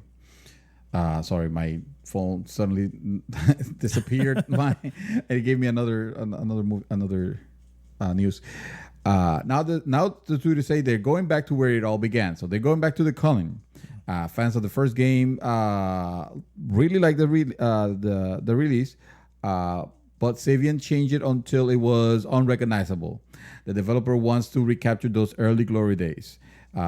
He goes and says, "We change it out from under you, and want to apologize for that." So it got to the point where the developers weren't even happy with the relations with the community, and the community wasn't happy with the game, obviously. So they just immediately moved to a sequel, and the sequel splat. It was very bad. So everything Calling 2 related is going to be removed from sales, and 1.0 of original The Calling is being re-released. Wow, that's crazy. Yeah. Wow. On the already crowded market of battle royale games, yeah. That's the last. You're screwing up that badly. There's no point. I think you might as well just cut your losses. Dude, I saw. What is the point at this point? I saw this video. I'm like, what? This look. Do you remember when Bosky was trying to do this very early reaction battle royale game that they released a super alpha before they pretty much went under? Mm-hmm. That looked better. Wow. so yeah. Wow. Yeah. Well, next piece of news I have, Microsoft hints at new Xbox accessories for Gamescom. Oh, yeah. I saw that too. So basically, they released a statement saying that, the statement has been adjusted since, but the original article basically said that they would have all new Xbox hardware and accessories to announce and show off at Gamescom this year. That's exciting. That is exciting. He says they're literally saying new hardware. Yes, all new Xbox hardware and accessories has now been updated to show new Xbox One bundles and accessories. So no new hardware. Well, hey, it's gonna be new hardware. Oh no, actually, it's not. Yeah. I was thinking of what would they call it? Xbox One XS. XS, yeah. So apparently, it's going to be a lot of bundles to show off and new accessories. One of which a lot of people think may be a reworked version of the Elite controller. Or maybe a price drop of the original one, which still sits at $150 freaking. With the original Xbox controller. The Elite controller. Oh yeah. There's no excuse to spend that amount of money. They should have dropped that. I don't know what the big deal is. Yeah, me neither. I don't understand that. Another thing they may be, of course, showing off, which I would like to see more in action, is the Xbox Adaptive Controller, which is set to release in September. Yes. So Gamescom will have a big showing for Microsoft this year for a lot of little things like that. They will have, I believe, a conference as well.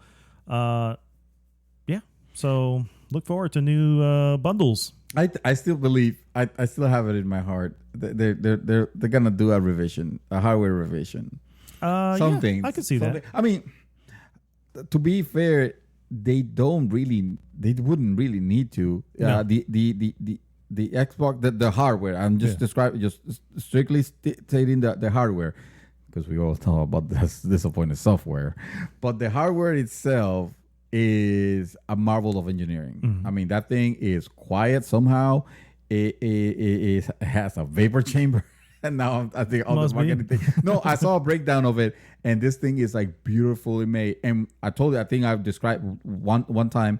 I went to a family member's house and I grabbed it, and that thing was heavy. Well, that thing was hefty. You could see, and it felt sturdy. You know, obviously don't drop it, but yeah, it looked like a piece. It looked like it it felt like what it should cost, like what it costs, obviously. And I'm talking about the Xbox. Oh, I don't remember if it was the X. I want to say it was the X. I think it was the X, the one that I saw. But even the S with the compact, you've seen it with the wide compact. It looks beautiful. It looks beautiful. Yeah. It looks beautiful. I want one just so I can have one. Yeah, me too. Because it's just a beautiful looking piece. Yeah, I know. Me too. So yeah, I guess they wouldn't really need to. No, especially since we know but they kind of the end is coming for it. So just to kick it up, they got to do something. No, they don't. They don't have any. No, I'm gonna stop. I'm gonna stop. Go ahead. They're done. Not that they're done, but I think they're just riding off. No. I'm saying they're riding the wave that's left of this particular generation. All right. Well, I'll be looking forward to what they have to offer there. Sir, did you know that World of Warcraft? I know you're suddenly very excited about this. World of Warcraft? Yeah, I know. Oh my God. World of Warcraft no longer requires you to buy the game to be able to enjoy it. To be able to pay for the monthly subscription for exactly. So they no longer charge you. Good job, guys. It's only been... This was new 11 years. Yeah, exactly. So the battle chest is no more. The battle chest was the one that will have like all the games and the expansions and all that. But no. Evidently, all of World of Warcraft content is available. Aside from the soon to be released Battle for Azeroth expansion. See, they'll still sell you that one, and they'll still sell you for $50 freaking dollars. God. So this move, the reason I bring this up is because it's hilarious that this is news. It's like saying, hey, you no longer have to pay for the privilege of paying a subscription to play World of Warcraft. Yes. You can play World of Warcraft for free now. You pay your subscription, of course, but you don't need to buy the game just anymore. For the subscription amount. Just you can for the actually pay subscription amount. But guess what? The expansion is coming around the corner. Yeah, you're gonna need to pay for that. That's gonna be premium, and you still need to pay $50 for that. I think that's what it actually. I'm hoping that I don't find out that it's actually more. That it's $60. So players of new and old can now sign up for a subscription and play all the way through Legion, World of Warcraft 6th expansion. These changes come shortly after a pre-patch for Battle of Azeroth, World of Warcraft 7th expansion, which is scheduled to be released on August 14. I heard some news about that pre-patch that came out, and they were not great. Oh, really? Apparently, it was a little bit of a mess, a little bit of a disaster, because what was happening on this game, it was because of so many expansions has come up, and of course the levels have been raising. You had with epic weapons and stuff like that, you'll be creating like million damage, some ungodly numbers. It was like some ridiculous numbers. So what they wanted to do, they wanted to squish that down to manageable, normal levels of damage. Because let's face it, making 9 million damage, it's kind of ridiculous at that point. It's like, what even bother? Why even play this? give me a status bar or anything like that. But by doing that, they ended up creating inadvertently. They ended up creating like parts where even the low level characters will take a lot of time to kill. The grind will be like unreal, ridiculous. And I guess they introduced those bugs that they weren't aware that they were gonna happen, because of course, instead of you gotta keep in mind, when you're balancing this type of games, or previously what they've done is that they have gone through each and every element element that could change, say how many hit points it takes out. Say for example, your weapons, your spells, all of those elements that has to do with the battle portion of World of Warcraft. They had to painstakingly adjust them manually, and I'm talking about thousands and thousands of variables. thousands of items, millions of variables, but hopefully by adjusting the elements, the variables fixes themselves. This time what they tried to do was just one failed adjustment of everything. It's almost like saying, hey, let's take the damage. Let's say if it was this attack was making 100,000 hit points of damage, let's just divide that by 2 or divide that by whatever the amount is. I'm just giving you an example, but to keep it simple. But by doing that, they created situations where the early math, the early attacks, for example, they will not divide correctly. It will not divide correctly, where it will take you more time to kill a character, for example. Wow. And that extended the grind to points where people were like, what the hell? I'm done here. Yeah. So it's a big mess. But this is what the pre-patch are for. Mm-hmm. So if it had to happen, it's better to happen now than when the main launch. When the main launch, exactly. Yeah. Really. So yeah, Blizzard's looking into that, and I'm kind of curious. I might, now that I know that I don't have to buy all the other expansions that I didn't buy. Yeah. I'm kind of curious just to poke my head there and see how things are. Yeah. I looked at a YouTube channel, YouTube looking to gameplay. Mm-hmm. And man, I know that they have tried to do a lot with the graphics and all that, but to tell you it's super omega dated, it's an understatement. I can imagine, sir. This thing I can imagine. 11, 12 years old? How is it? 14? Since 2004, I want to say it was when it was released. So yeah. Oh, man. My last piece, guys. There's a PS4 Pro bundle coming, and it's going to be the new Spider-Man bundle. Limited edition bundle includes a really, really red 1 terabyte PS4 Pro console. Oh, snap. A PS4 Pro. Yes. Nice. Yes. With a Spider-Man symbol emblazoned on the center, matching wireless DualShock 4 controller, a physical copy of the game, of course, and a download code for the City That Never Sleeps DLC.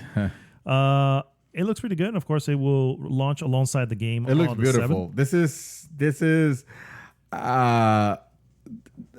This is the part where you should actually jump in. It looks very, very nice. It is nice. I'm not gonna lie, and but it retails at $400. I know, it's still good for a system that you already have. Exactly. This is something that old Chakra would have jumped. Old Chakra would jump on this, and frankly, this up. I wouldn't put it past him to jump on it. Anyway. Chakra would probably, I get that. Chakra may have this already pre-ordered. Yeah, that thing is. It's pretty beautiful. It's beautiful. So just quickly to remind everybody that Shadow of Mordor has are completely done with microtransactions. Shadow of Mordor. I didn't say WB. I didn't say Monolith. I said the game Shadow of War. Sorry, I keep saying Shadow of Mordor. Shadow of War has finally removed the last traces of microtransactions. They have balanced the level, gameplay, the grind at the end. I tried to play it like one of those and games, of course you did, and it was like, this is the gameplay portion is fun. Talion is such a boring character. He was such a dog.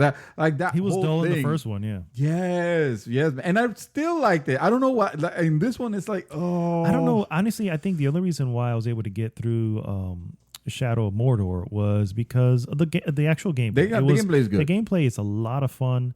But yeah, after a while, I was like, it's the same thing over and over. You know what I mean? I'm like, what is the point of this? So, no. I'm good. Yeah. I'm good. Thank you for the removing microtransactions, but I wasn't even going to play it anyway. At that point, I mean, I still I was going to call it the enigma. What's the gameplay element? I know what you're talking about. I know. I don't remember what it's called. We gotta know because people have to know. The one with the orcs, pretty much. You can. They remember you. Essentially. They remember. They remember you. Oh my God! What is that called? Please, people are yelling at. I can't take it. Go ahead. Keep talking about it. Anyway, that element. I has yet to seen it on any other games, and it's still super fascinating. I think XCOM 2 try to do something kind of similar. The Nemesis system. The Nemesis, thank you. Yeah. The Nemesis system is still, I still think is one of the best gaming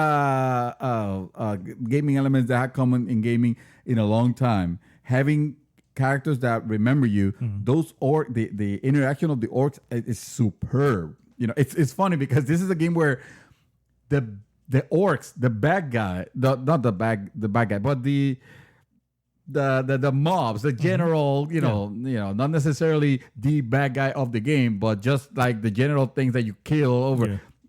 They steal the show.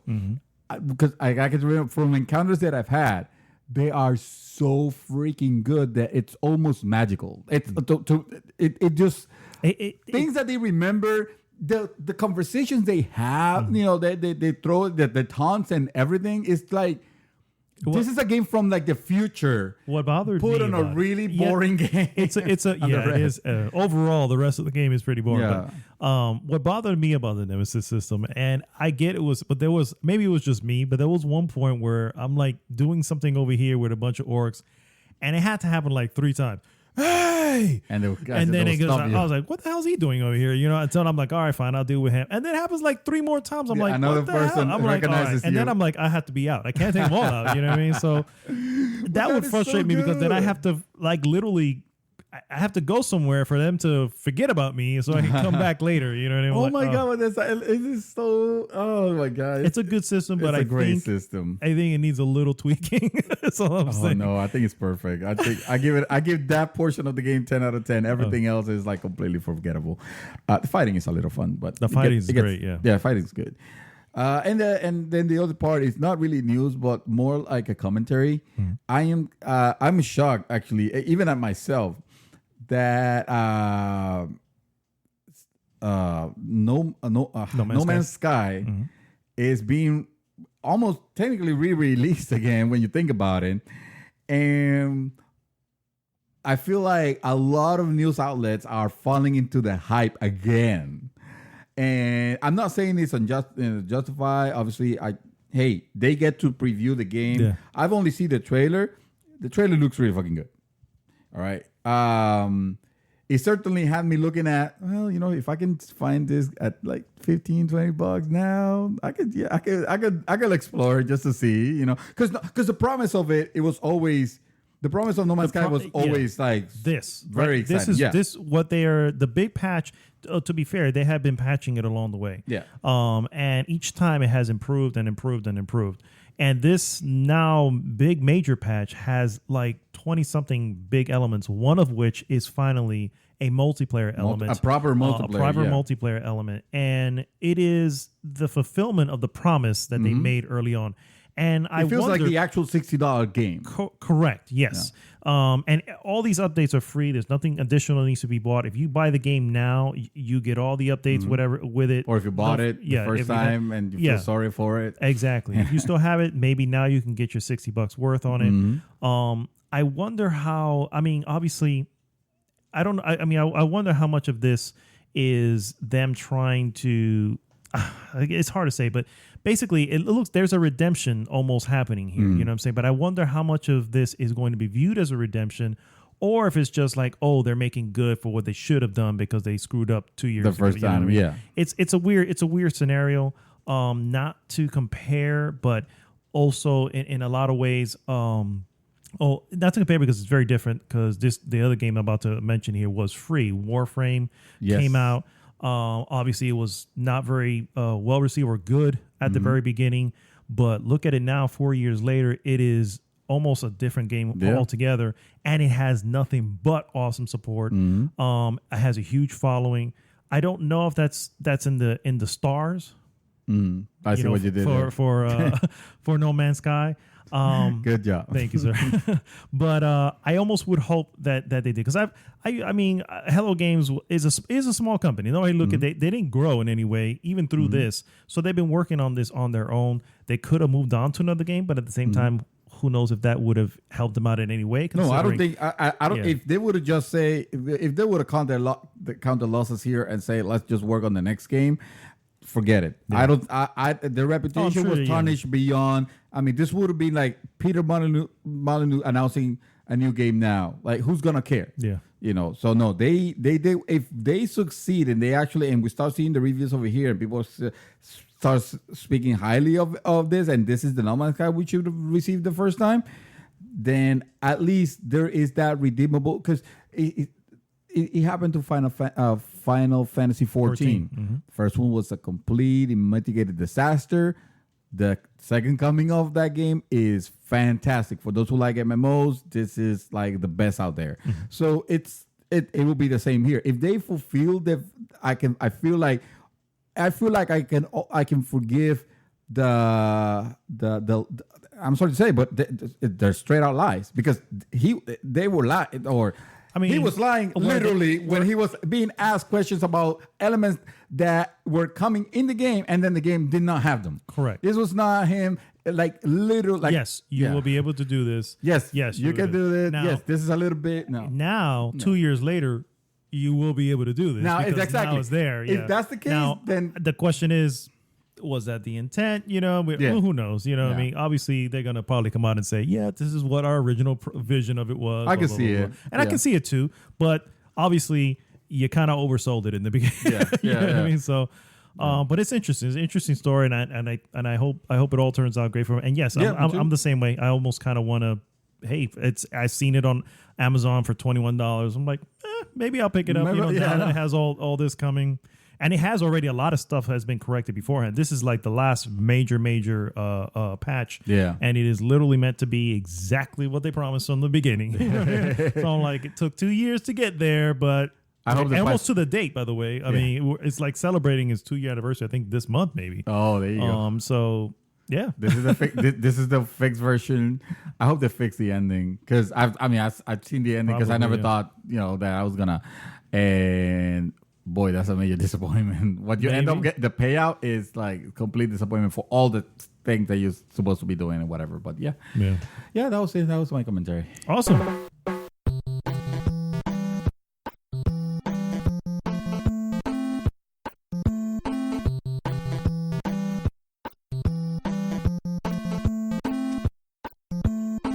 Hot topic of the week. Hot topic. I know. in memory Shadow. of the Shadow. We miss you, Shadow. This week, hot topic, guys, is focus testing hurting the game industry? This is a little topic. Thank you, guys. Good night. Little topic here brought up by Mr. Dream Twister. So I'm gonna toss it over to him and tell. What is it exactly that you mean here, sir? What are we getting at? All right. What's the problem? So talk to me. As I drive home from work, every now and then I'll put an older podcast or a YouTube video that I would just listen as I'm driving, and there was one that was reflecting about precisely the issue of how much focus testing is preventing innovation in gaming. Mm-hmm. Everybody thinks that if you want to do gaming share, shut the fuck up. If you want to do a great game, you have to make sure that it has mass appeal. Yeah. And it does, obviously. The problem is that focus testing, I feel like it's a BS way of going around it, because when you're taking a sample, first of all, you can never get a sample big enough that will, to represent or to represent accurately what gamers want, because for the most part, gamers, everybody has different tastes, obviously, and I feel like they will tell you what they want what they want other people to hear. Mm-hmm. Let's say for example that I was into Japanese high school virtual novels, and not far from the truth at all. Go ahead. Just to give an example, just a joke, guys. Of the hentai type, preferable.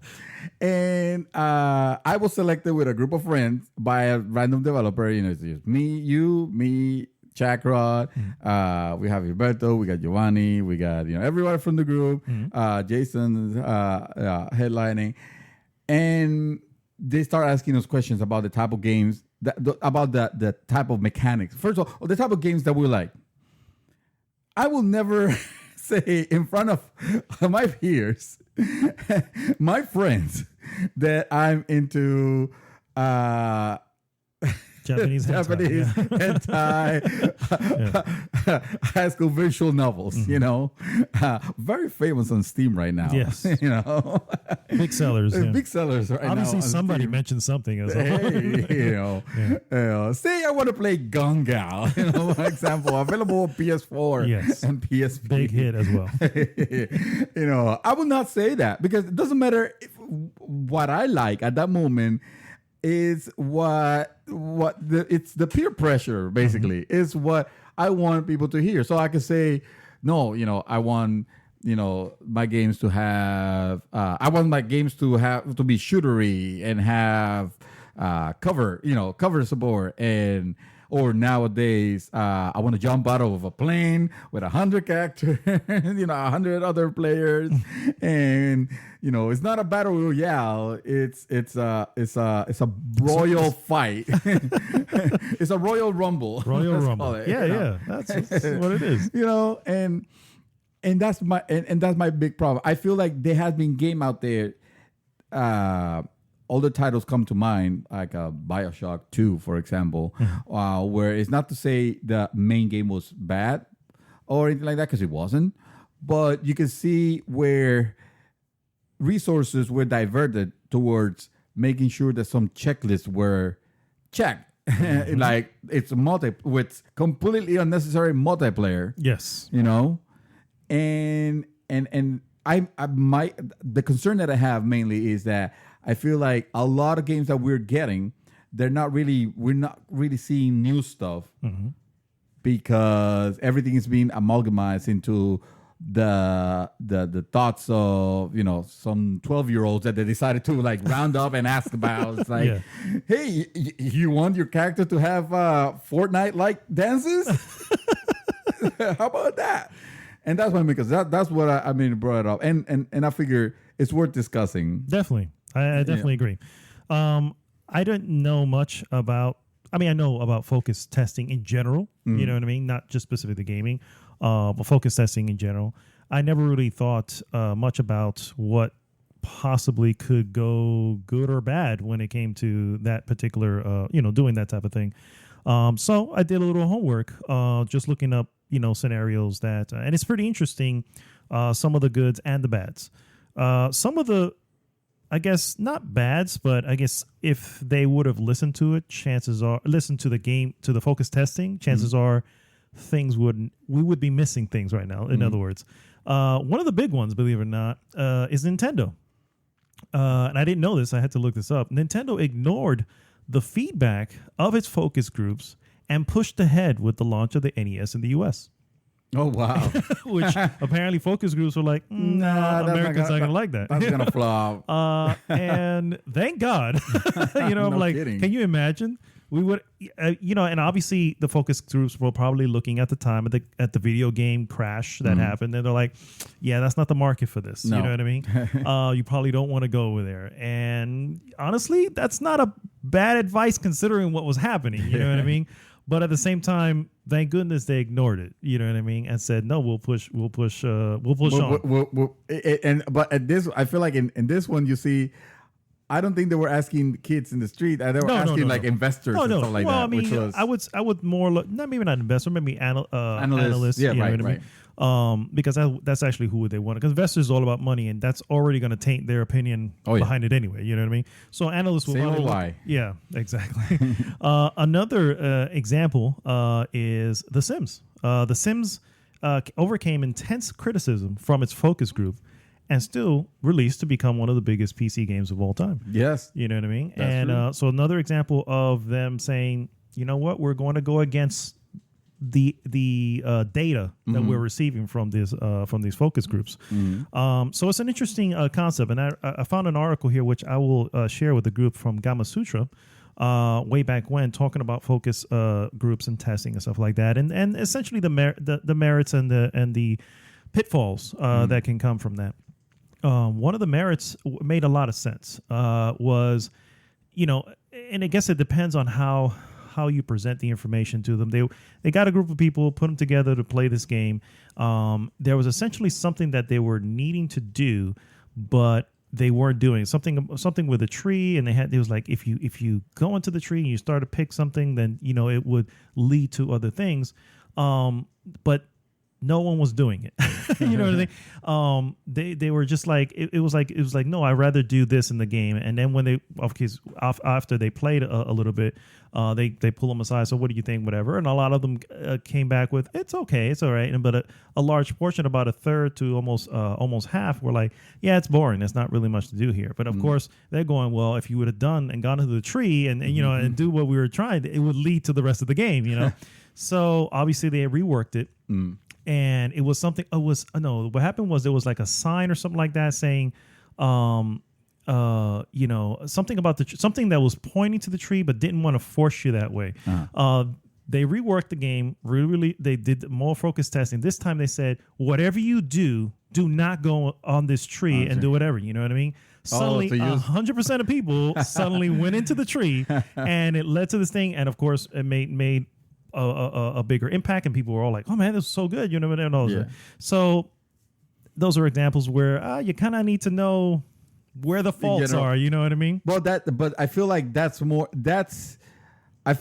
less focus testing towards the creative side of things, and more towards we already got the thing. We need to know if it's fun, or we need to test it. Basically, it could be a little bit of both. I mean, if creatively you don't want to have anything altering your playthrough, we want you to be completely free to do something. You realize, maybe we can't be that free. Maybe we need to actually have some direction in it, because otherwise, I feel like that goes more towards like experimentation. It's like almost using lab rats to try to figure out, to test some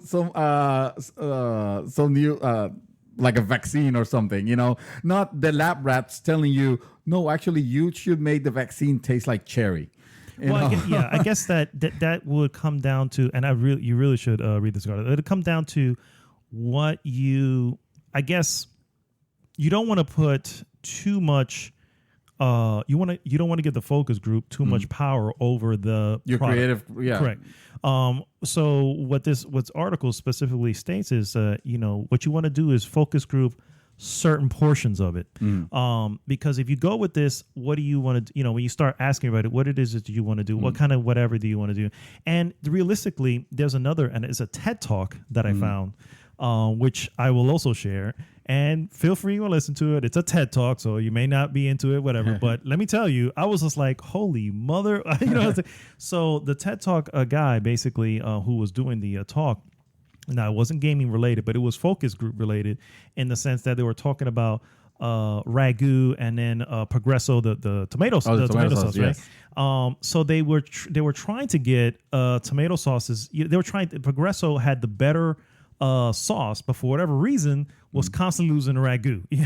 So they're like, what do we do here to it? And then some guy figured out that it's, they tried to do focus testing and all this stuff, and some guy figured out that no, the problem with focus testing is you're asking people what do they want on it, and the problem is they don't know what they want. Yeah. You know what I mean? They don't know what they want. Yeah. So it's a little bit different. It's not about making the sauce for you. It's making every kind of, you know what I mean? Yeah. And when you do that, you have a much bigger selection, obviously, which Progresso moved on to the chunky and all this other good stuff, which people will never say. They will ask them, what kind of sauce do you want? You know what I mean? And what kind of, it has to be this and this, whatever. No one will ever mention chunky because they're like, no, they don't think being chunky. They don't think, what I mean? Exactly. But you give them chunky to go, holy crap, this is the shit. You know what I mean? But how would you know that from the focus group? So that's different. See, that goes back to what I was saying about if you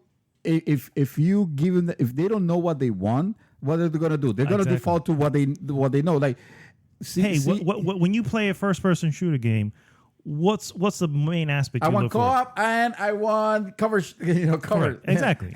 That's what story is never there. No, no. I just want to shoot shoot people in the head. Correct. That's the first thing, and that's why you ended up having 20 Call of Duties at one point, and then nobody could be as good as the Call of Duty, and then it stopped, and then it became just Battlefield and Call of Duty. True, and they also have and no Medal of Honor. The one game that got lost in the shuffle, which was Spec Ops: The Line. And Spec Ops, yeah, you know what I mean. Yeah, it was like a game that tried to do something very different, and incorporate a more serious story, but it was lost in the shuffle. You know what I mean? Yeah, I mean. To begin, I'm glad you brought that example about the Presto and the Ragu, because I was also researching this a little bit, and the perfect example was the new Coke.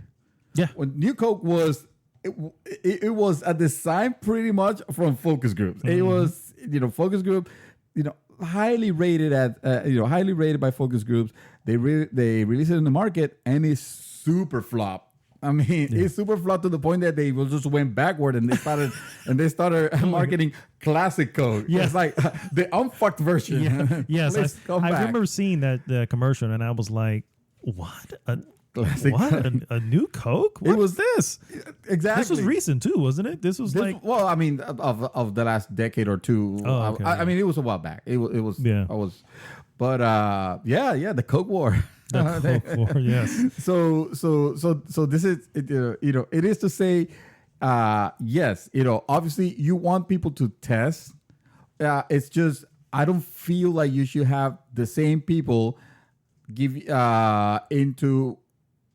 power over your creative aspect. It's if I tell you, hey man, I need you to check. I wrote this essay and I need to present it. Can you review it to see my mistakes? And it's very different if you were to review or change. This sentence will sound better if you put it like this, and correct my errors. Then if you were to inject your ideas and no, this is not good. Let's change this, and that's completely different. That's completely different. That's the focus testing that I feel like is damaging on the gaming industry, and is the one that sadly it's being used by the major, by your Electronic Arts and your Activisions and all that, because they are pursuing. I don't feel like even though they say that they want to diversify and bring new stuff to different, but I feel like they're just pursuing the same demographic. So you're 18 to 24, or you're 12 to 24. I might as well say. Oh yeah, they feel like that's So it's funny. I wanted to bring up one particular one, because this one here, it's divisive whether the focus group was right or wrong. Okay. You'll probably remember this game originally called Overstrike. Overstrike. Oh my God! Wait. From Insomnia Games. Jesus. Yes. So that game was shown at one point. It was very, honestly, it looked very exciting. It looked very like a joyful. Was it third person shooter? Mm-hmm. It was on Insomnia Games, so you already knew it looked like Fortnite. Yeah, pretty much. Yeah. There was a story. There were characters behind it. The characters were very quirky. Mm-hmm. It was very colorful. At the same time, still pretty. It still had elements of seriousness behind it, but for the most part, it was cartoonish, but stylized. Stylized, yes, very stylized. It came out that way. And then what happens? Focus groups come in and they're like, "Oh, yeah, this is a little too cartoony. This is probably more for a 12-year-old." Blah blah blah blah blah. And then before you know it, it suddenly becomes. It has a whole name change. It becomes Fuse. Fuse. And, oh my God! Yes, Fuse. Yes. And then it gets released. And of course, the next trailer after that, which is I think a good year and a half, maybe 2 years after the first Overstrike was shown, and it was dark. It was dark. It was gritty. Same characters, but they were definitely a little very bit more gray. Edge. Very gray. Very gray. The color was gone. Mm-hmm. It was just like, and of course, this is the game that people want. This is the type of whatever. Mm. And who the hell remembers? Do you remember Fuse? Yeah. No. So the question would be: would Overstrike have been received better than Fuse? Was it doomed to be that way anyway? The reason I bring that up is let's move on a little bit to the head and let's see Insomniac Games releases a game for Xbox. The I can't remember the name of it. Sunset Overdrive. Sunset Overdrive. Yeah. Very colorful, very fun, well received critically, ridiculously well received critically. Yet still didn't move any units. So I guess the question is, does it really matter? It does. It does. Yeah. I feel these are two completely different situations. The problem with Sunset Overdrive, it was really around the time where there was a lot of negativity already about around the Xbox, and its numbers were there. It was not what they wanted it to be. Obviously, because the Xbox wasn't what they wanted it to be at that point in numbers as well. So in that measure, I feel like it wouldn't be fair to compare it to what happened to Overstrike to Fuse, which was a case of this game was completely retooled, and changed them. They made it grittier, they make it darker, and it was worse. Now, I'm not saying because we would still obviously need to think of gameplay, but I think it would have had a better chance should they have kept it, the way it was and not introduced this element which nobody liked. Because you already started with the wrong foot. You already showed what this game was potential, the potential of this game, and now you went to dark. Same thing with Prince of Persia. Prince of Persia was a series that it was very well liked. There was a whimsical element to it that was like fantastic in all sense of the word, and then you release Prince of Persia Warrior Within. And I like Prince of Persia. I'm not gonna lie. What? I like the Warrior Within. Yeah, it wasn't great, but I did like it. It was very dark. Yeah. It was very. I mean, that thing had what's the metal? The group. Yeah, the one that the song was straight out. Oh, so good though. Oh my god, I don't remember. No, but dude, you don't put that in Prince of Persia. You make a different game for it. I agree. Prince of Persia was not that. Prince of Persia was very almost very Disney-fied. Actually, there was some Disney movie about it. Will we argue the fact that they were trying something new? Is that what it is? Focus group. Well, no, that was focus. Yeah, that was it. Yeah. So they didn't see that's where because they were looking at they were trying to they were looking for how do we make this more edgy? How do we make more? And that's the problem. Once you have an idea, if I have an idea to create a game. And then I start asking people to change my idea around it. Now it's not my game anymore. It's the game of the people. It's an amalgamation of ideas that don't work together cohesively. So and that's my problem. I feel like the games that we get now are they follow a very specific pattern to the point where now we're looking at Battle Royale. Battle Royale, everybody's making a battle royale game that is exactly the same. It's you might say, movement off of it too, or like, but they don't have that. But they don't have this. Still appearing on the parachute. You're still parachuting down. You're still like, it's like, come on, guys, really? I mean, so you guys didn't like when Mag did it with 256 players or something like that, but this is okay, because of Fortnite, of course. No, because of PUBG. Well, now it's PUBG. Now PUBG it's started. Now it's definitely. Well, no, I didn't start it, but you know what I mean. They made it big. Now it's Fortnite. Yeah. Dude, it's so sad. Yeah. It this is like depressingly sad to me to see the videos of little kids doing the Fortnite dances, and now the movie. We saw the trailer, which by the way we didn't speak about the trailer. The new trailer for Shazam came out. Yes. Trailer looks.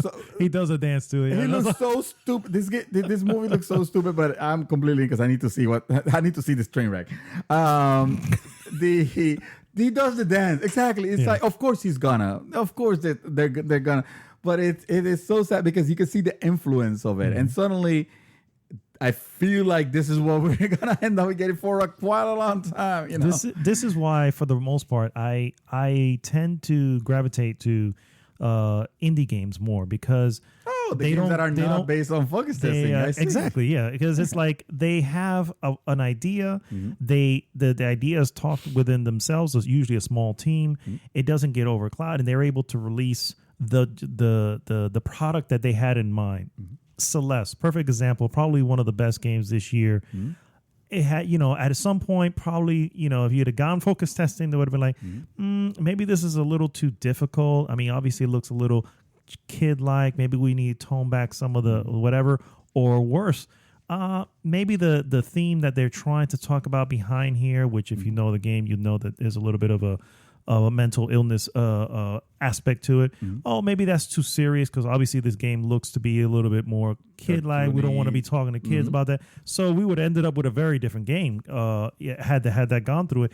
I mean, had it gone through it and had they listened. Because the other part is, just because you're getting that data doesn't mean you need to listen. Like I said, you know what I mean? Oh, absolutely. Hey, a perfect example. Naughty Dog. I was reading that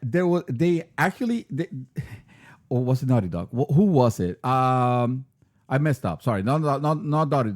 There was something about Naughty Dog, but this one is what's the creators of Naughty Dog was the ending of Last of Us. Well, no, but I'm talking about remember. I want to say remember one of the games where the main character was a female character, and they basically had to like push against the publisher to release this game. Oh, Horizon.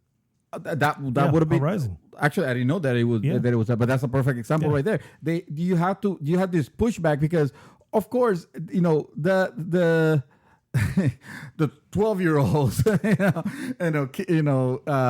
your boys are not gonna want to play as a girly girl. They're gonna want to play as a rough, the typical. Yeah. You've seen it in the Dude Bros. The Dude Bros. You have seen them in every cover of our game. You saw it in the cover for BioShock Infinite. You saw it in the cover of Battlefield. It's like this, the hardened soldier.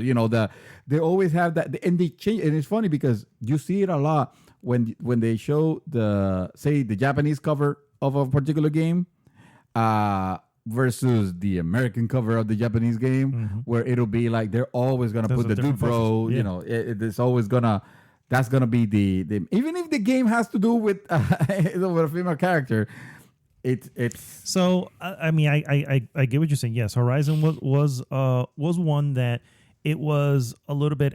There was concerns whether this was going to be something that was accepted, being that this was a female lead, which is ridiculous in this day and age. But there was concerns behind that. The Last of Us, I'm not going to spoil the ending here, but there was questions on that ending. They were like, that feedback that people were receiving via focus groups on that particular segment that they're referring to, it was not well received at all. And they pushed back. The main creator, I can't remember his name now, the creator behind it was like, no, this is the ending we want. This is our creative vision. Correct. And we don't need you to be tarnishing it. Correct. So it can be argued that, you can get that, what I'm saying, but you got to be able to weigh that, you got to be able to weigh whether this data is that important. Does that in any way change? Because of the concern at that point is, well, will the game sell as well? Because that's always, let's be real, that's always the main issue in the background, especially with major AAA titles. Is this game going to sell? We'll have to completely point to Dead Space 2 inclusion of a multiplayer because it needs to sell. If analysts are saying we need to include this in here, or maybe even focus groups for all we know. But for all we know, look where they ended up. Yeah, it Dead Space 2 was great, but not because of the multiplayer. It is. I don't remember the multiplayer. So. It is, and this is my feeling alone. All right. I do not believe in focus group feedbacking on your creative vision. The testing afterwards, you should fix this because a lot of players are getting lost, or the beta testing and all that. I'll give you 100%. But if you have an idea for a game and it's your idea, whether you're looking at it, I mean, if your whole point. Everybody's point, obviously, they all want to make money because it's obviously right. But if your sole passion is that, then we're always gonna get Dude Bro games. If your whole passion is just that, if you find a way to balance that and give you a story like, hey, Last of Us 2 is gonna have a female lead, it's gonna have a gay female lead. That's awesome. We're gonna play as that, and I don't feel like I'm hoping that I'm not mistaken on this, but I don't feel like there's a lot of pushback on it. Or if there is, I haven't heard about it. I wouldn't be surprised if there is. Honestly, people say like, "Oh no, fuck that! I wanted to play like Joe, as Joe." Why? So at some point, I guess what I'm saying is, at some point you gotta take the risk. You have to, unless you just if your sole reason for creating games is just to make more money, then you're just generally. That's I don't care to play your games. Really, correct, I don't care. That's usually a publisher concern, and when they test, that's what they're testing for. Creatively, if you're testing, I'm not sure what they'd be looking for. But to kind of finish off here, I do want to bring up one weird one that I remember. Now you probably remember this as well. That the 2016 Doom was focus tested. Oh my God, yes. Oh my God, yes. And one of the funny comments that the creator came back, he's like, I couldn't believe somebody said this. And they're like, well, I don't understand the reason behind why we're shooting demons here. And the guy's like, it's a demon. Because they're demons. A freaking demon. Yes. Why do you not want to shoot it? Hey. Demons live. No, I'm not going to defend them. Fuck demons. They can go straight to hell. Yeah, so it was, so clearly, they're smart enough to look at that and go, that particular opinion, we don't need to use that data. No. You know what I mean? Hey, that data is not very helpful in anything we're trying to do here. If you saw the series of documentaries that especially the No Clip on Doom, you will see footage of what this game was originally like. It was a Call of Duty game. Yeah. It was a Call of Duty game with demons, basically. Much. That's exactly what it's going to be. Thanks to Focus Girls at first. Because it was heading that way, and then they scrapped it, and then they still focused, like I said, the 2016 one, which was funny because they didn't have an actual plot until very late in the game. But one of the reasons was like, well, why do I have to kill these demons? Because they're demons. Yeah, they're a freaking demon. Why do you not want to kill? So it was pretty funny. But I just wanted to end off on that one. Give me the option to resolve it peacefully. Yeah. How do I talk to them? Perhaps they're just misunderstood. That's Persona. That is Persona. Yeah. So they'll say, you're obviously in the wrong studio. I'm going to send you over here to the Atlas studio. You can go with them. Overall, I don't think it's inherently bad. I just think they need to understand the data they're receiving and understand that it's not the, end all, answer to it. And also focus should probably be a little bit more focused. Shouldn't be too broad range where it's now questioning all these other things. Like, no, we're just needing a focus group, this little aspect of it. You know what I mean? Well, careful, because that's when you get the developers being like, so we want to know if you guys like cover shooters. No. See, that's too wide. No, that's too wide. Pick one of the two. No, that's way too wide. Like I said, like the Ragu thing, people don't know what they want. You just have to give them what they want. Okay. So that's, you have anything else on that, sir? No, that's what my 2 cents on that. I still don't believe that you should have people messing up with your creative vision. Your creative vision should be your creative vision, whether it becomes something big or not. Yeah, I think BioShock, the first one, may have been a different game had it not been. I don't know if it's focus tested, but I'm pretty sure it was. The second one was. The second one was. Yeah. I read about it. But I don't know if the first one was, and I'm pretty sure that Irrational Games probably would have left out some of that first-person shooter aspect if they could to make a game more story. Actually, yes. Yeah. I believe I read that Ken Levine was focus testing frat boys on that. Yeah. Oh, surprise. Yes. Kale surprise. Yes. All right, guys. Well, that brings us to the end of episode 117, the real 117. The one that almost didn't happen. But nothing stops the signal. Nothing stops the signal. Not even that tree limb. Not even wind, yes. And the rain. All right, guys. This is Arnaldo, a.k.a. Mad Dog, signing off for this week. Mr. Santos, take us home. Let's see. That tree is still there. We are safe for now. We are safe. Yeah, we haven't been given the order to evacuate. The happening has not happened yet. No. Let's hope not. That will happen because I heard roofs are expensive. They are, unfortunately. All right, guys. So we'll see you next week.